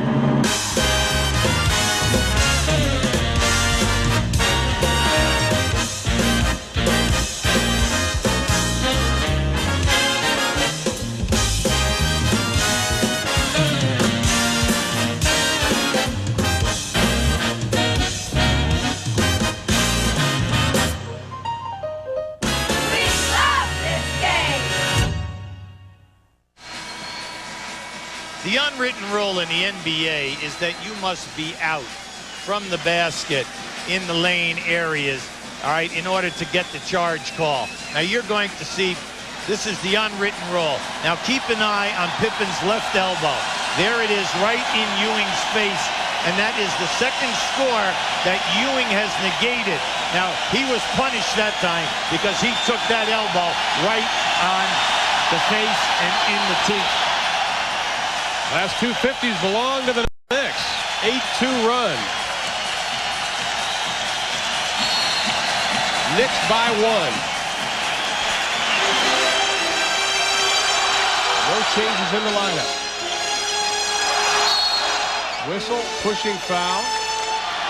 Well, right now, see, Cartwright's upset on that one. He feels that Starks ducked underneath him. See, Cartwright is complaining right now because he was moving. That's Cartwright's 4th foul. Oakley triggers the inbounds pass. 2-man game, Starks and Ewing. Ewing trying to get position on Cartwright. Cartwright takes a slap at it. 18 on the shot clock. Any time that Starks catches the ball, he is not taking his time, Ron. You do not pass the ball to the pivot man unless he calls for it. If he'll just wait a second, Cartwright is trying to front. He can throw over the top, but he continues to force the pass. Phil Jackson pleading his case to the officials. Going to bring in Longley. Cartwright is going to have to sit down with 4 fouls. Now, right now, the Knicks should go right into Ewing. Try to take advantage of Patrick in a one-on-one situation. Oh, nice move. Starks to reverse. What a shot, John Starks. Unbelievable. Were you the guy that was questioning Starks? I never question anybody from Oklahoma. It's a rule. I mean, you know yourself. I mean, he just plays in peaks and valleys, and he never lets it upset him. Now, just watch this strong move. Longley's down here, but he's late. You're talking Luke Longley, every bit of 7'2". See, Starks never laid that ball up on the left side. He came right underneath, and Longley guessed. Just the way you taught it at 5-star. Nah, he's... use the bat. Boy. That's only the 4th miss in 32 foul shot attempts in this series for Starks. 7 for Starks in the quarter. The lead is 3 by New York. Starks kicks it out to Ewing. Good save, Smith. 5 to shoot. Pulls it from 10. Got the roll. Well, they were really lucky on that. Ewing made a great save of that pass by Starks.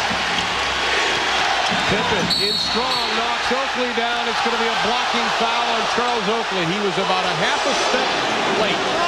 You're going to see Scottie Pippen here turn the corner. Now watch as comes into your screen here. Oakley is going to move underneath.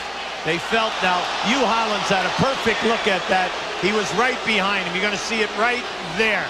Now, a lot of people say, hey, he was definitely stopped. I felt, in my opinion, that was a charge. Myers has it tipped away by Starks right into the hands of Grant, who buries the jumper. By the way, I have not been right yet on a charge block tonight. I am now 0 for 3. I wasn't going to mention it. We still have a couple games together. No, we're owning up here.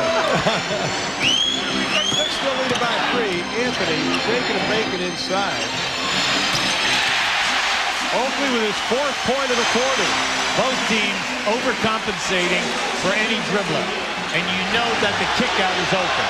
Scottie Pippen comes right back and drills his 3rd 3 of the ballgame. 19 for Pippen. The lead is down to 2 for the Knicks. Ewing wants the ball. Longley on him. Well, you must trap Patrick. You cannot let him get into that one-on-one situation. Anthony, the running jumper. Greg Anthony taking the challenge put forth and taking advantage of it. He could grow up immeasurably for you right now. This is a ton of pressure on him this evening, and I'm happy for him that he's making some field goals. Ewing can't catch up with Pippen. His 3 won't go. Here comes Ewing, gets it to Smith. When you force a 3-point shot, it's an unexpected shot. It will rebound long. The other 4 guys are not ready. They were all below the foul line. If the opposition gets that rebound, they are on the run. That's the ovation for Charles Smith. We talked about the guard play. The Knicks needed to shoot the ball better. Oakley's shot is off. Longley controls. In the first half, Anthony and Starks 1 of 6. In the 3rd quarter, he'll be their perfect 6 of 6.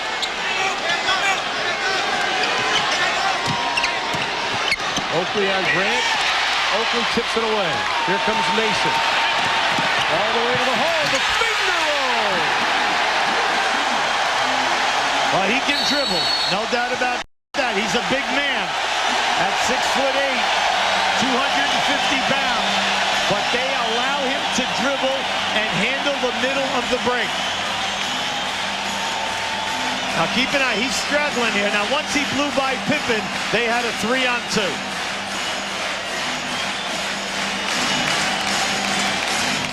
See the legendary Kung Fu every weeknight at 7 on TNT.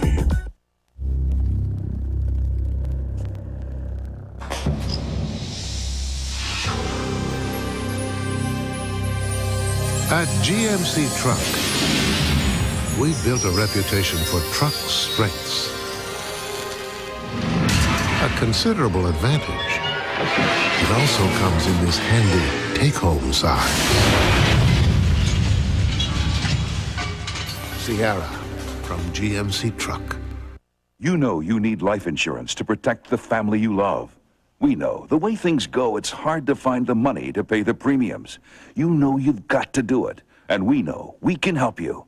To protect your family's future security, many financial advisors recommend insurance coverage equal to 5 times your annual income. Wait, before you say, I can't afford that, look into this money-saving offer from Garden State Life Insurance. If you're in good health and don't smoke cigarettes, Garden State Life can offer you quality term life insurance that may save you as much as 50% off what you're paying for term life insurance protection. Garden State Life guarantees your premiums remain the same for 8, 10, even 20 years to come. So if you need $25,000 to $1 million or more of quality life insurance protection, call today. 800-421-2000 for this free information package and confidential coverage proposal. Garden State Life Insurance. 800-421-2000. 421-2000.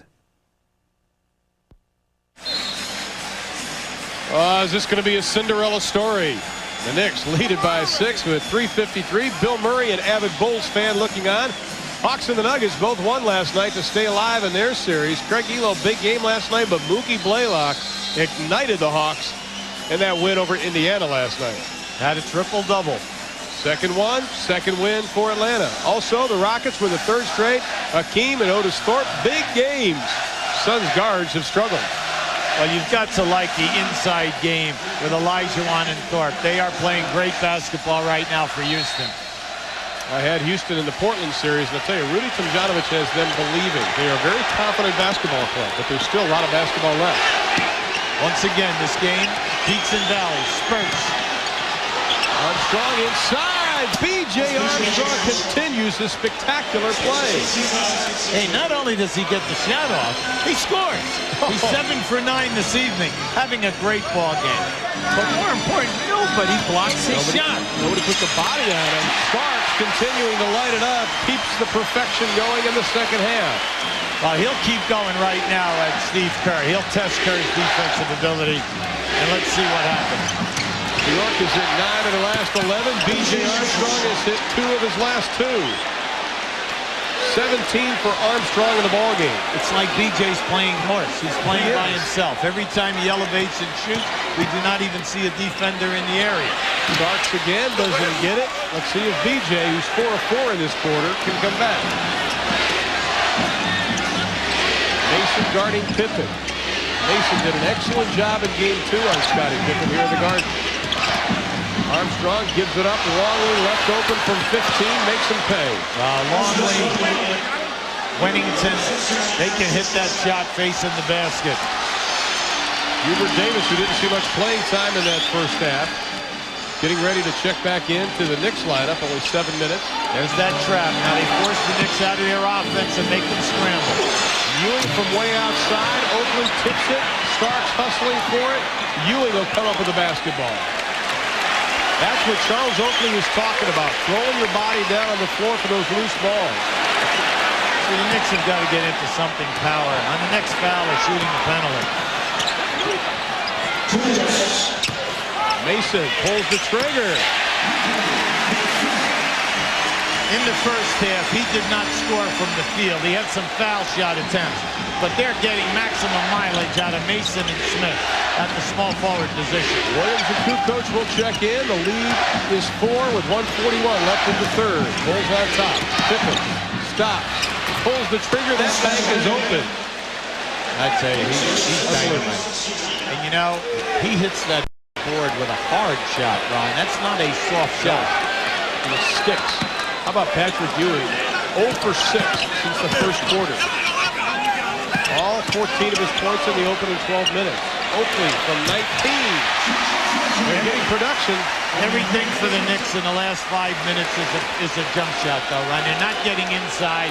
They have not been able to take advantage of the fact that the next foul would be a foul shot attempt. And it's been that way since about the 4.5-minute mark that the Bulls have been sitting on 14 fouls. Armstrong calls a timeout as Ewing ties him up. 56.6 left in the 3rd. The Knicks on top. Triple header time. The Hawks tip it off in Indiana at 7 Eastern. Then it's Jazz, Nuggets, and cap it off with Rockets, Suns. A playoff triple header tomorrow starting at 7 Eastern on TNT. From Turner Network Television, Gettysburg. the epic motion picture becomes a monumental television event. Gettysburg premieres Sunday, June 26th on TNT.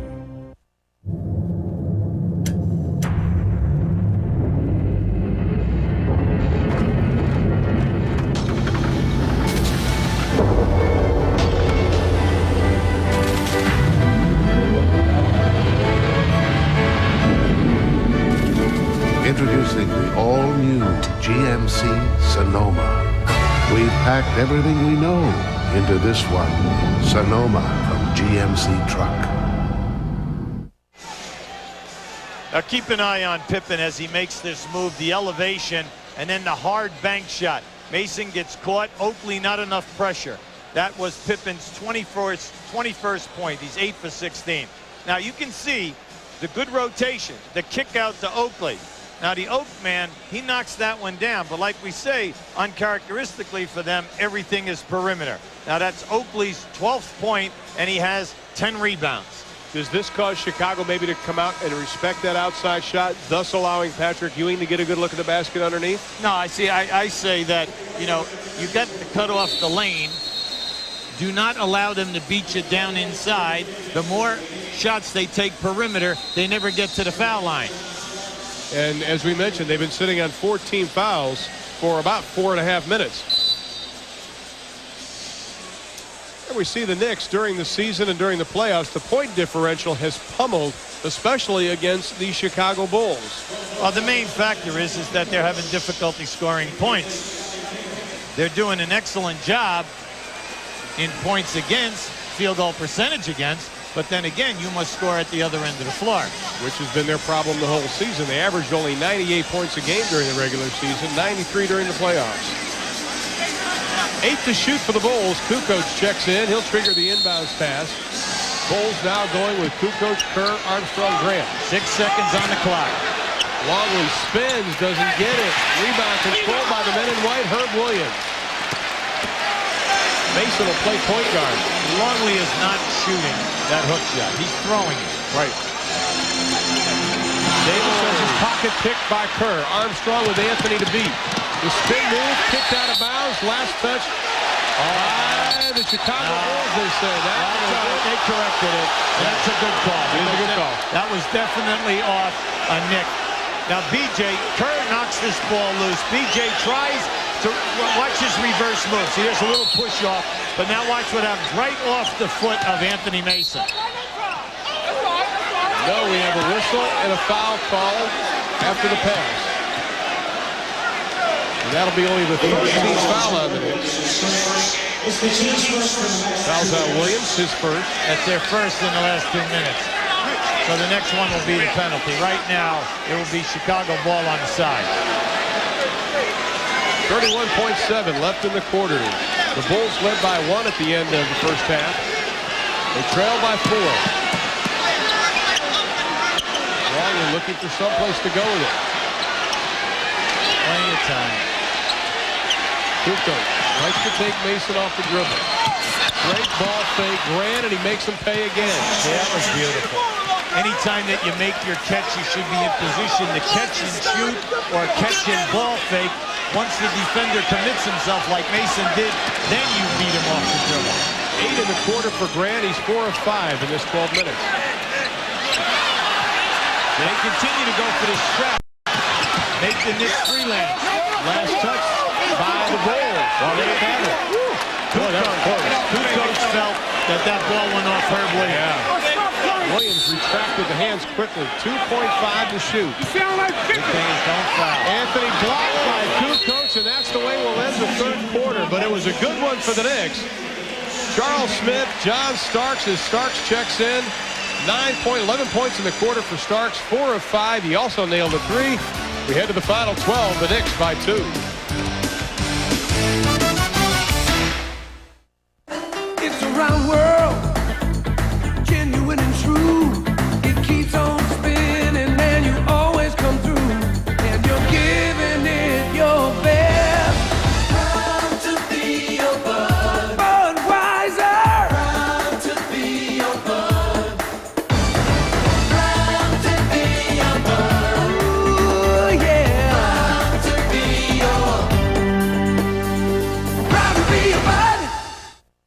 Do you believe in reincarnation? Armor All Tire Foam. It cleans, it shines, it makes tires look like new. Now you can believe. This isn't the work of a kindergarten artist. It's the Dutch Boy Paint Testing Facility, where we make sure our kids' room paint will resist your little one's finishing touches. It's one of 73 tests we do, so you can give your home the lasting look of Dutch Boy. You know, a lot of people ask me what the LA stands for. Low altitude? I don't think so. Laid back attitude?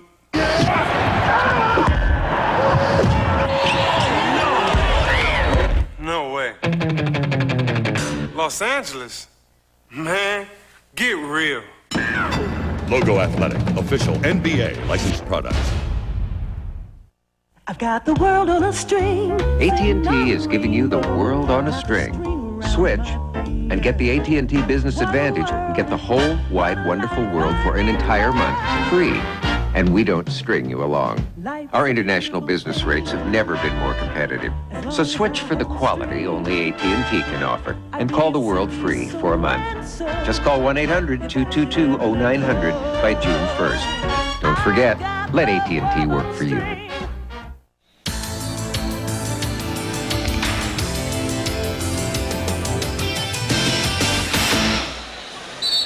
The final 12 minutes of Game 5 from Madison Square Garden in New York, and the scoring after a low second quarter. Both teams heated up in the third. Well, the Bulls, this is the position you'd like to put yourself in. You got a chance to win this one, but the fourth quarter in games 1 through 3, you can see the Knicks outscored them 29-16 and then buried him with the field goal percentage.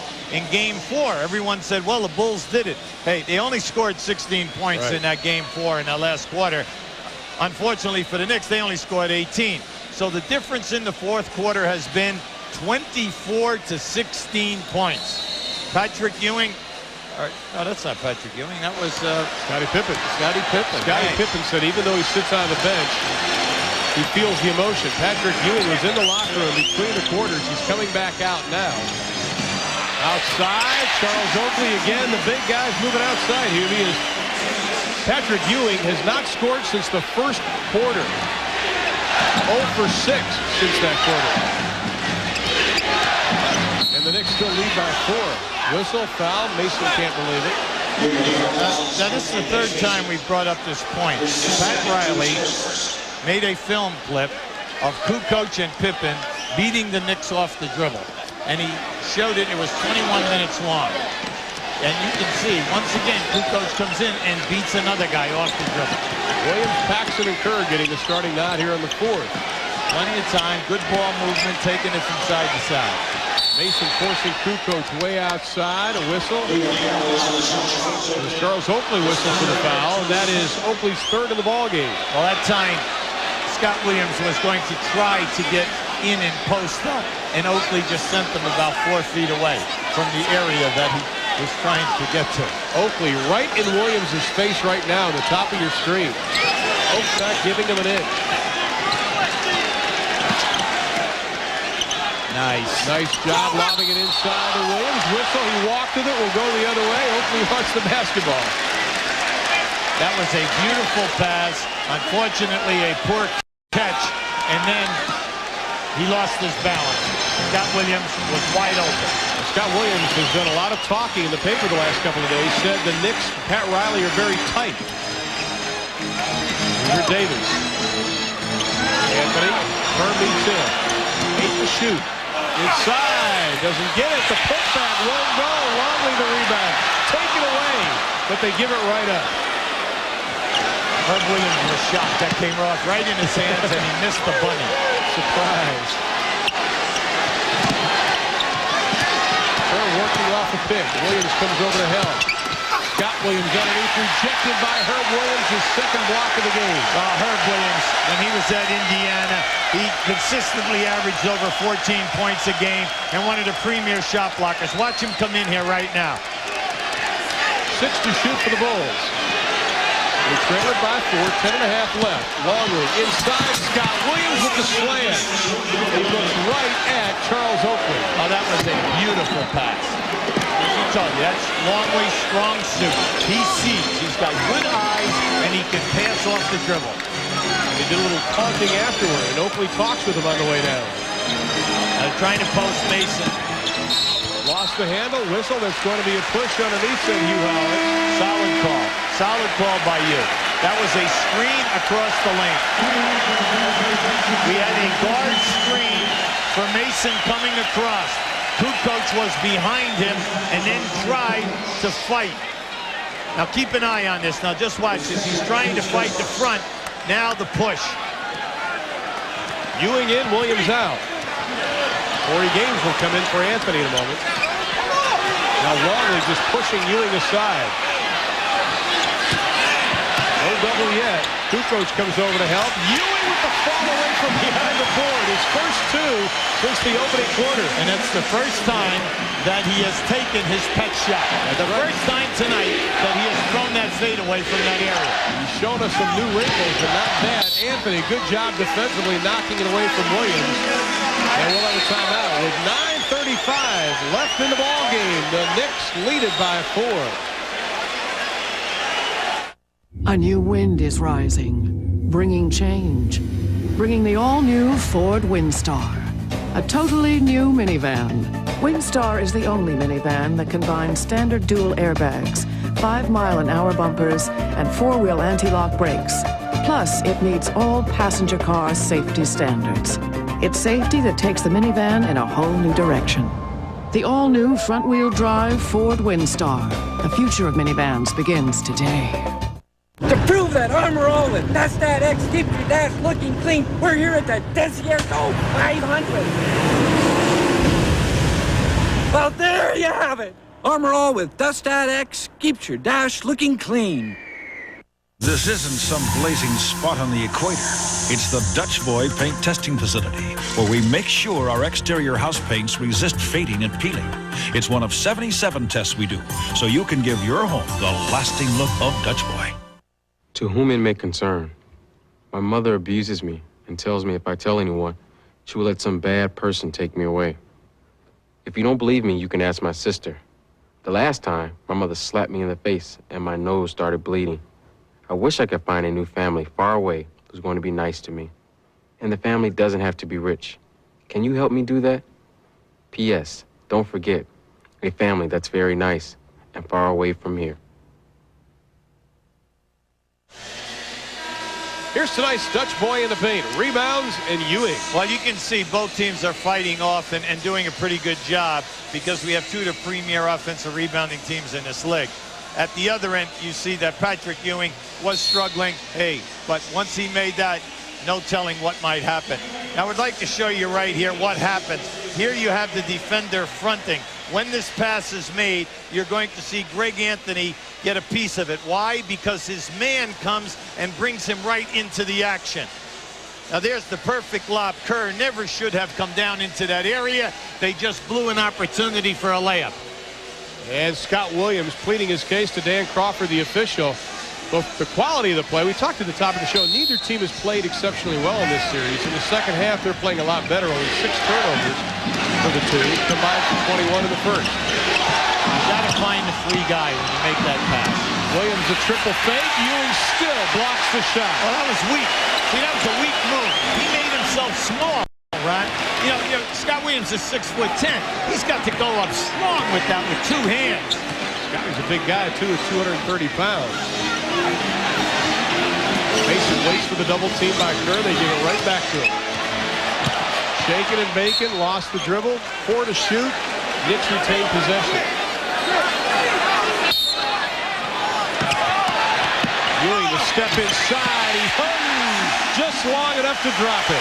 All he needed was a pit stop. He just had to get to the locker room, that's all. Since he's come back, he's 2 for 2. We have a new man out there. Patrick is energized. 4 points in the quarter for Ewing. Longley backing in. Ewing lets him take the shot. He misses it. Comes up with the rebound. Ewing with 8 boards tonight. Now he's had 4 opportunities below the dotted line in the paint. You know, that shot is makeable for him. Corey Gaines substituting for Derek Harper. Ewing has his shot blocked by Longley. Try it again. Short. Longley bodied up to him well. speaking of bodies are hitting the floor slightly. Longley tries to throw it off the backside of Hubert Davis. Whistle and a foul. Now he was cutting, and this goes to show you the court vision that Longley has. He was cutting to the left side of the rim. He made that catch, and he caught it and was trying to go to the right corner to John Paxson, who was spotting up for a three. That's the third team foul on the Knicks, and we still have well over 8 minutes left to be played in this ballgame. That could be a factor considering how well Chicago shot free throw. Nice. That is the passing of Luke Longley. See, the man can pass. They take the trap. They immediately hit Longley. And they're relying on Longley to pick out the free guy. Where was Scott Williams? His man left to pick up Longley right in front of the basket. Corey Gaines has to give it up to Oakley, who gives it right back up to Gaines. Oakley left open from 19. Ewing tried to get the offensive rebound, couldn't hang on to it. 4-point Knick lead, 7:40 left to be played in the ballgame.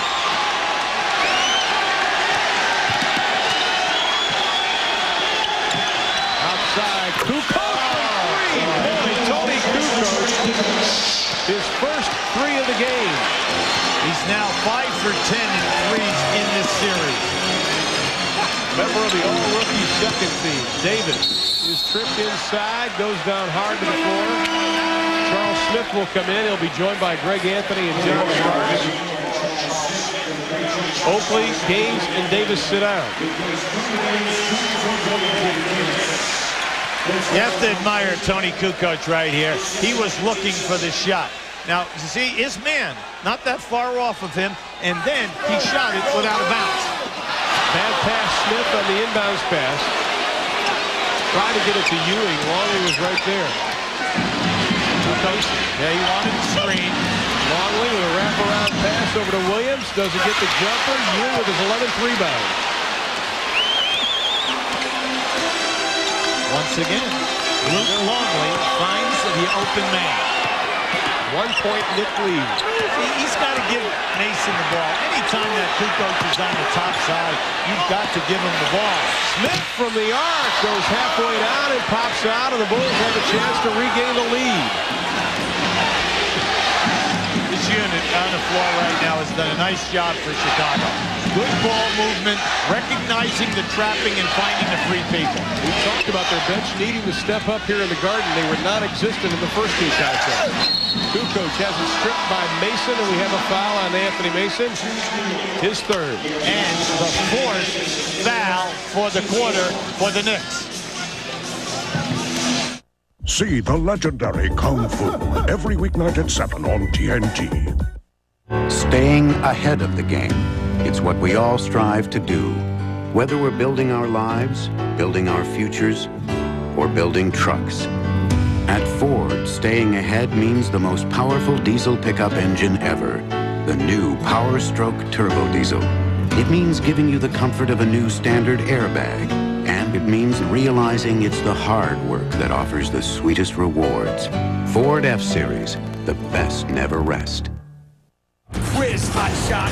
There's a bomb on a bus. If it drops below 50, it blows up. What do you do? The game began with the ultimate test. Where's Jack? Where do you think? Now, Stay on or get off. Get off. This is much better. he's the only solution. Pop quiz. You have a hair trigger aimed at your head. What do you do? Keanu Reeves. What do you do? Speed, rated R. Starts Friday, June 10th at theaters everywhere. Am I glad I switched? 18 months, 8 wins, and nearly $4 million ago I switched to FX irons. I think glad might be a bit of an understatement. If your pro shop doesn't have the FX irons in stock to fit you, Ram will custom build a set for you, and at no extra cost. Last year, thousands of golfers switched to FX irons, and they're glad they did. You'll be glad you did too, guaranteed. Call 1-800-FX Clubs for your custom-fitted and custom-built FX irons. Be a player. Well, folks, go to the store early tomorrow morning because we've got a triple header coming your way tomorrow night. We start things off at 7 o'clock. It'll be the Hawks and the Pacers. 9 o'clock, the Jazz and the Nuggets. At 11:30, the Rockets and the Suns, all tomorrow night right here on TNT as we have a low-scoring third quarter so far. The Knicks having scored 6 points, 7 for the Bulls. Scottie Pippen has sat the first 5.5 minutes of this quarter. Well, we have 6:24 up there right now. You can see Scottie Pippen in the first quarter, you know, has struggled throughout this series. Now, Tony Kukoc at the line. Until this point in this game, Chicago bench have outscored New York 19-11, and they've out-rebounded them 10-7 with Luke Longley 6 rebounds. Are you surprised that Scottie Pippen hasn't played this quarter? That was an ugly shot. Well, Phil's going with the guys that are playing well. He's staying with them. Now, unfortunately, Kukoc comes up empty with those two. And now he calls for Scottie Pippen, who comes up off the bench, top of your screen. Anthony looked at the three. Smith spotting up. Not a good pass. Retains it. Doesn't get it. Mason, nice job keeping it alive. Knicks can't track it down. Well, Charles just left two shots short. Pitt said, right there, Phil said, I'm going to come with Pippen now and take out Paxson. So that means right now Pippen will be in the backcourt. So up front, they have Longley, Scott Williams, and Kukoc. Pippen in the backcourt, matched up with John Starks. Right into the hands. Kern started to cut, and then he pulled back. Anthony, the big stretch. Nice. What a look by Greg Anthony. That was a perfect pass. That look was by default. Because Luke Longley was going to send that one someplace. But a great pass. And then Ewing followed the play. Ewing was 6 in the fourth after going scoreless in the second and third. Pippen wants the back starts down. Nice fake. Doesn't get the shot. The fourth quarter woes continue for Scottie Pippen. Ewing has had the last 6 points for New York. They got to call the foul on Pippen, only his second. That was a beautiful head fake by John Starks to get Pippen up in the air. Now keep an eye. Watch what happens here. Here's Luke Longley. Drop off. Woo. Send it down, Patrick. Now the Knicks with 14 fouls. The Bulls with 3 as they're making wholesale changes. Armstrong back in. Cartwright comes back into the lineup. Horace Grant comes in. So the starters back in with the exception of Tony Kukoc. Armstrong looking for the pick set by Ewing. They double up on Starks. He throws it up to Ewing. Oh my goodness, if he would have made that, that would have been a prayer answered tenfold. Unfortunately for Chicago, they played that perfectly. A great trap on the side, a beautiful lob pass to Patrick, and he was under the rim. No way could this shot go in. Here's the trap. Now watch what happens. They front Patrick. Now watch as he falls back. He had no chance to make that shot. Kukoc picks up his third personal foul, the fourth team foul. Nick said Patrick Ewing was shooting. They wish. Now it's 4 fouls apiece. The next foul at either end was shooting the penalty. That's interesting that they called the foul before the shot attempt. Right. Smith on top there, giving him a lot of room. Well, there's no movement right now for the Knicks. No movement. Well, Grant is on Anthony. There's got to be a mismatch somewhere. Smith from 15 over Kukoc short. Rebound, the putback won't go. A lot of bodies flying. Anthony comes out of the pack. And Anthony wisely calls a timeout.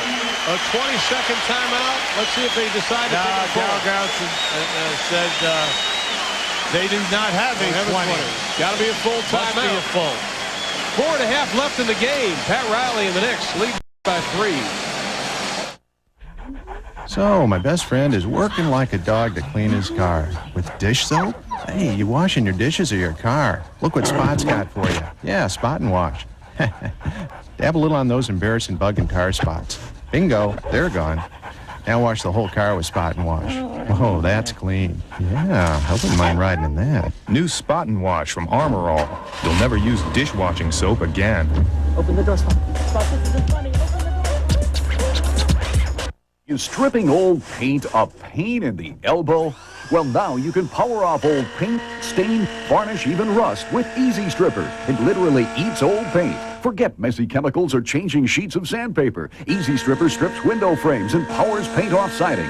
It's gentle enough to remove old varnish, yet it chews up thick, scaly rust in seconds. Yes, Easy Stripper powers off old paint and rust on contact. But there's more. Here's the driver. Now you can power in any screw in seconds. Monster screws like this, or tiny screws like this. Even screws above your head. Yes, when you order Easy Stripper to power off paint and rust, you also get the driver to power in any screw. Both tools for an incredible $19.95. Order now.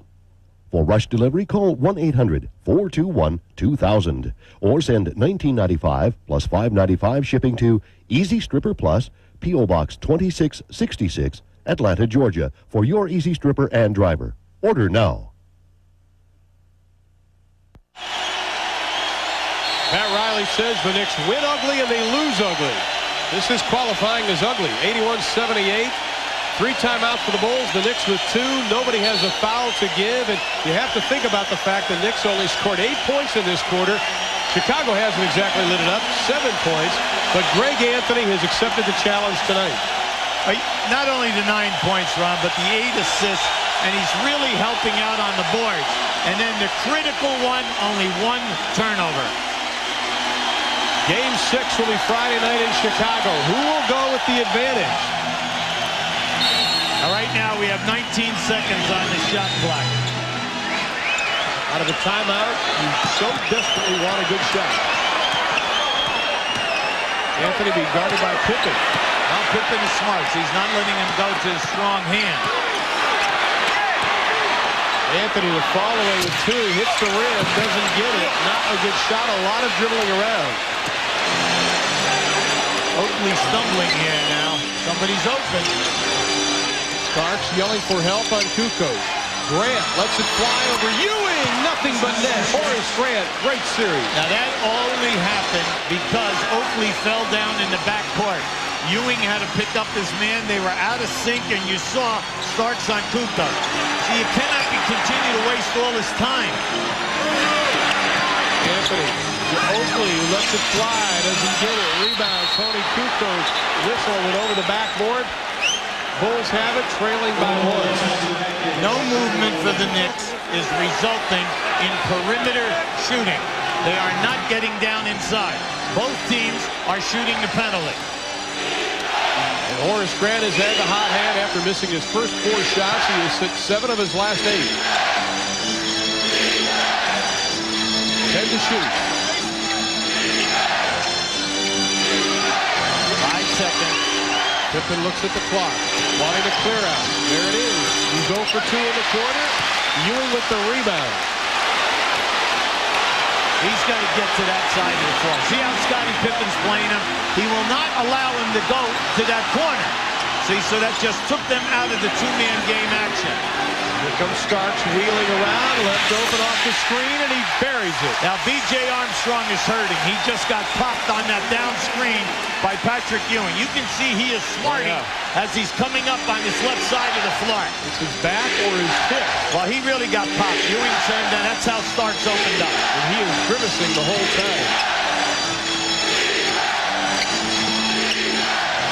Armstrong gets Anthony up in the air, still draws the foul despite the pain, and Armstrong quickly bends over. Uncanny. He's hurt. Yeah, absolutely. Uncanny. When he gets into that lane area, he has the presence. It almost looks like he's in slow motion. Now keep an eye down here to the right. You're going to see a screen right there on BJ. Boom. Ewing gets him, see? Now once the shot goes up, BJ, he takes his mouthpiece out. Now, whether he just lost his wind or what. Well, after he drew that foul, he quickly bent over and just grabbed his knees. He was in a lot of pain. Well, coming into this game, we tell you, BJ's been averaging 5 attempts. Now, right there, you can see, for the season, the Bulls 23. In the series, they're averaging 28. But then their free throw shooting has just been outstanding. This is only their 9th free throw tonight. And they are 5 of 9 from the line. The lead belongs to the Knicks by 1 inside of 2.5. Scottie Pippen doing a terrific job on Anthony. The clock is going down, and the Knicks do not get to what they want to go. See, too many seconds. Whistle and a foul. Scottie Pippen, 3 straight years all defensive first team, picks up his 3rd foul. Oh, he's done a terrific job on Anthony, forcing Anthony now to go to the foul line. But the thing that you admire about what Scottie is doing is the fact that he will not allow Anthony to get to the left side of the floor, so they're taking them out of their options. Anthony 4 for 8 from the foul line in this series. Calmly knocks it down. 10 points now for Anthony, 8 assists, only 1 turnover. Pippen now with 3 personal fouls. He's 0 for 2 here in the quarter. It's B.J. Armstrong, who is standing in front of us. He is still in pain, continues to bend over. Well, I think Ewing got him not only with a hip, but possibly with his right forearm. Anthony gets the roll. Solid game tonight by Greg Anthony. Starks on Pippen. Anthony will pick up Armstrong. They're posting Pippen down inside. Starks is fronting him, forcing the ball reversal. Inside of 2 minutes of the ball game. Mason cuts off Kukoc. 2 to shoot. Pippen. They're not going to get it off. A 24-second violation. The forte of New York. The guy who made that possible. A good job by Starks fronting. A good job by jamming the passer, but then Patrick Ewing coming on that double team to force Pippen to pass the ball. 1:50 left to be played in the ball game. See, they have got to run some other set. Good, this is better. Let Starks get the ball, get up here, play 2-man basketball, and get Patrick Ewing in this game. Ewing about to set another pick on Armstrong. There's the double. Ewing cuts through. The fake, the fall away, doesn't get it. The rebound, Pippen, he comes out of the pass. Oh, we're calling a blocking foul on Greg Anthony. Oh, tough call. Oh, wow, tough call. He definitely surprises Pippen by getting it. Keep an eye on this. See, he's right there. That ball hit off of his foot. Now keep an eye there. See, he's right there. He's moving. He's moving. High, but unfortunately for Anthony, the ball hit his foot and could have been a loose ball. Scottie Pippen's first points in the 4th quarter. First points in 4.5 minutes. Chicago, 3 full timeouts. New York, 2.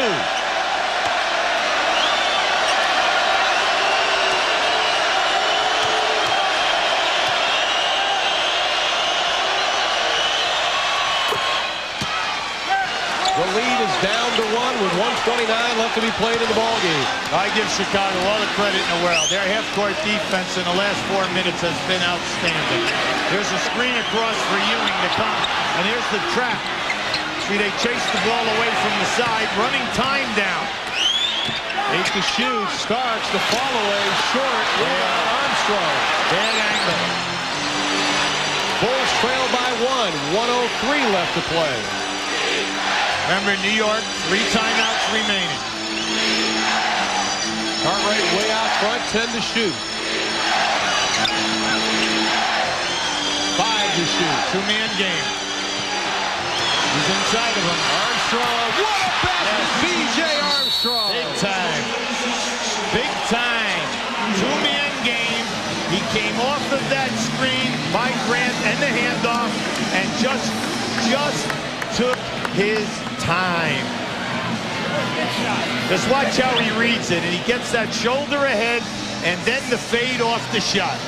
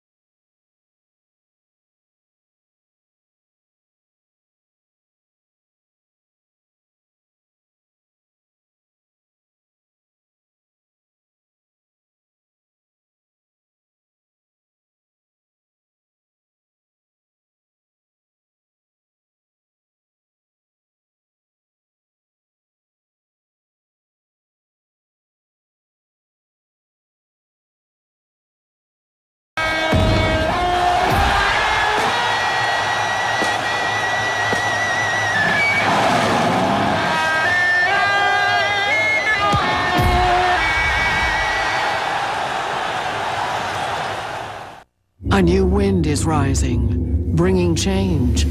Bringing the all-new Ford Windstar.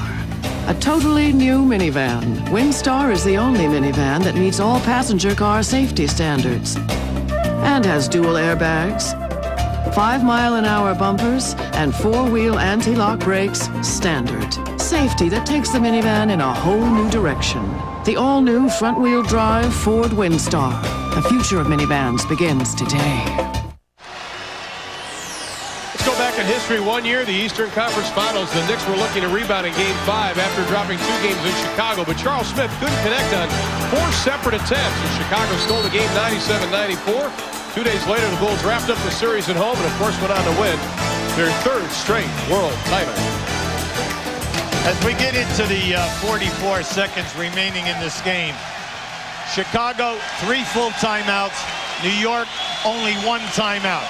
The big thing now is, now just keep an eye as he comes back to his left. He gets a half, there it is there, the shoulder ahead and then the fadeaway. Big shot by BJ. He's 9 for 11 from the field, 21 points.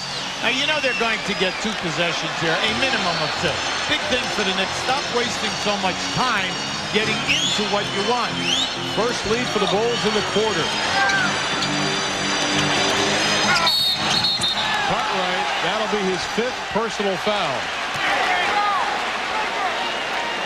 And they're in the penalty, so Ewing will go to the line. See, that was good ball movement. They started out to one side of the floor. See, good teams will do that. They try to con you. They send you to one side, they ball reverse, right back to Patrick Ewing, who was on a down screen, opening him up. Cartwright, you know, through anxiety, pushed, definite foul.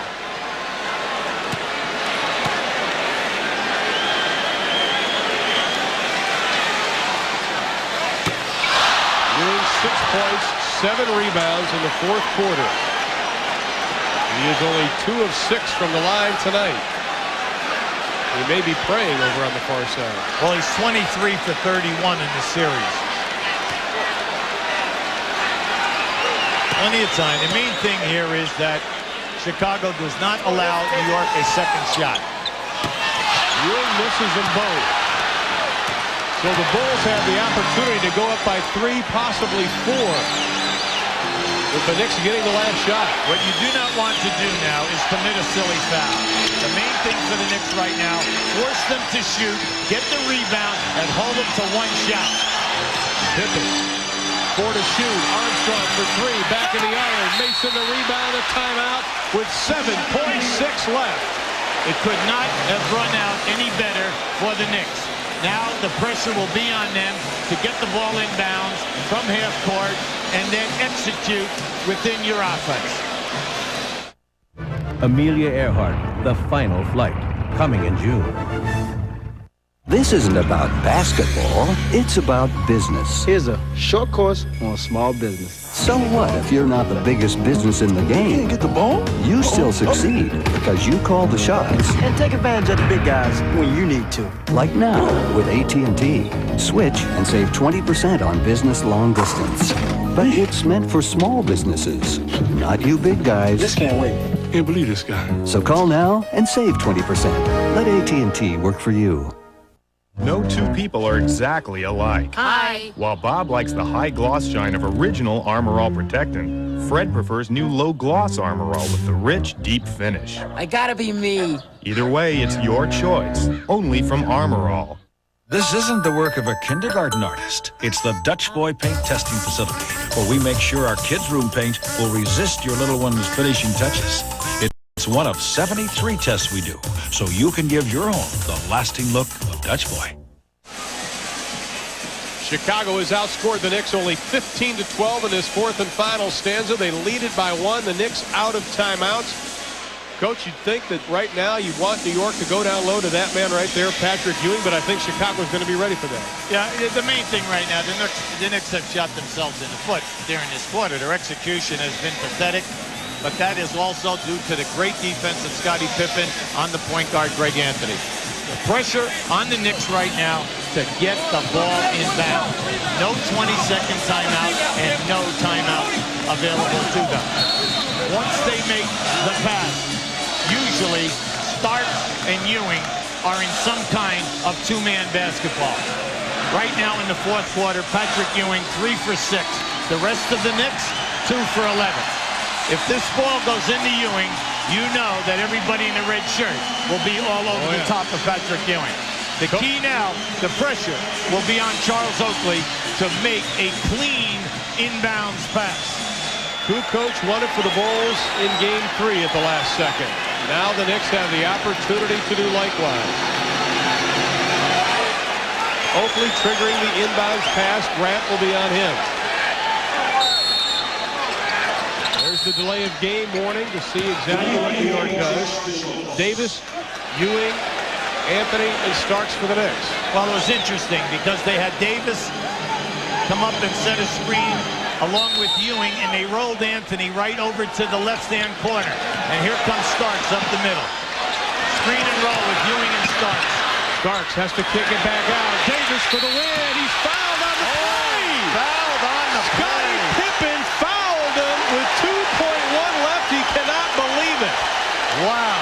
And he has to just walk away from referee Hugh Hollins. Wow, Phil Jackson very upset on that one. First of all, you've got to admire the play. The play was outstanding. There was so much movement in that. And then the down screen to free Starks. As Starks comes off the screen and roll, watch it now. Hubert Davis is coming up to the top of the screen. They're relying on Chicago to play the ball. Now right there, from our angle, how can we tell? I mean, it's impossible. Scottie Pippen did not think that he fouled. Phil Jackson did not think. Davis, an outstanding free throw shooter. He's 8 of 10 in this series. We are tied. Now remember, in this situation, Chicago has 3 timeouts remaining. I'm sorry, 2 timeouts remaining because we're inside of 2 minutes. And Jackson just took one of them. Timeout, 2.1 left. Davis at the line for the lead. 87-86, 2.1 left to be played in the ball game. The Bulls with the basketball. Hubert Davis hitting a couple of free throws with 2.1 left to give the Knicks the lead. Well, that time you had terrific pressure applied by Charles Oakley on the inbound passer, Pete Myers. You could see that he did not have vision to make a pass to the top of the circle or to the deep corner on the ball side of the floor. Now, right in that last alignment, the Bulls had 4 guys at the top of the circle, and what usually happens there, you have guys looping and then going to the rim. Big factor right now is that you still have got to make the pass inbound. The key, no lob to the front of the rim. You can make a catch, dribble the basketball, 1 bounce at least, and get a good shot. Now Williams will face Myers. Major thing for the Knicks, no silly foul. Pippen is still in the game. Here's the lob inside, knocked out. Starks comes down with it, the Knicks win it. The curse of Game 5 is over for the New York Knicks. Coming in, Chicago had won 5 of 6 Game 5s. Not tonight. The Knicks win it, the final 87-86. They take the series lead as we head to Chicago for Game 6. Tonight's Budweiser player of the game is, drumroll please, Hubert Davis. The big free throws gets him the honor. 6 points, 2 of 2 from the floor, 2 game-winning free throws. Budweiser will donate $1,000 on his behalf to the United Negro College Fund. Last play again, Hubie. We're going to show you the play. Now what happens, keep an eye right there. This is a terrific move by Mason. Once again, Pippen was going right to the front of the rim. The pass was a long pass. Now, if that ball was thrown a little deeper, Pippen definitely had the inside position on Mason. But the final 87-86, the Knicks now lead the best of 7, 3 games to 2 with Game 6 Friday in Chicago. And Ernie Johnson will be there because he's there right now. EJ? Thank you very much, Ron. And, well, you can hardly wipe the smile off the old Tar Heels face as you see North Carolina's Hubert Davis sink those. That's a couple of pressure-packed free throws for a kid. He's a young player that's made some big shots in 2 years in New York, but Pat Riley obviously has a lot of a lot of confidence putting them in the game in that situation. Tough loss for Chicago. What's your take on the series now? I mean, it's 3-2. Psychologically, I think Chicago is going to have to make some type of rebuilding back in Chicago. I think they played a great basketball game, a good enough basketball game to win. New York found the way to win, but psychologically right now, after that tough call, they're going to have to figure a way to get their confidence and regain a little composure and try to take it back to New York. Game 6 will be Friday night, right here on TNT at Chicago Stadium. Tomorrow night, it's a triple header. The Atlanta-Indiana game starts us off 7 o'clock in the East. Pacers with a 3-2 lead there. It's Utah with a 3-2 lead as they go back to Denver for Game 6. And then it's Houston and Phoenix, with Houston having won 3 straight, a 3-2 lead over the Suns. Joining us in the studio, Don Nelson, tomorrow and Friday. Longtime friend of yours. Any words of encouragement for Nelly here? I thought Nelly was supposed to be a Pritikin this week. I talked to him prior to this week, and now he's coming back out here.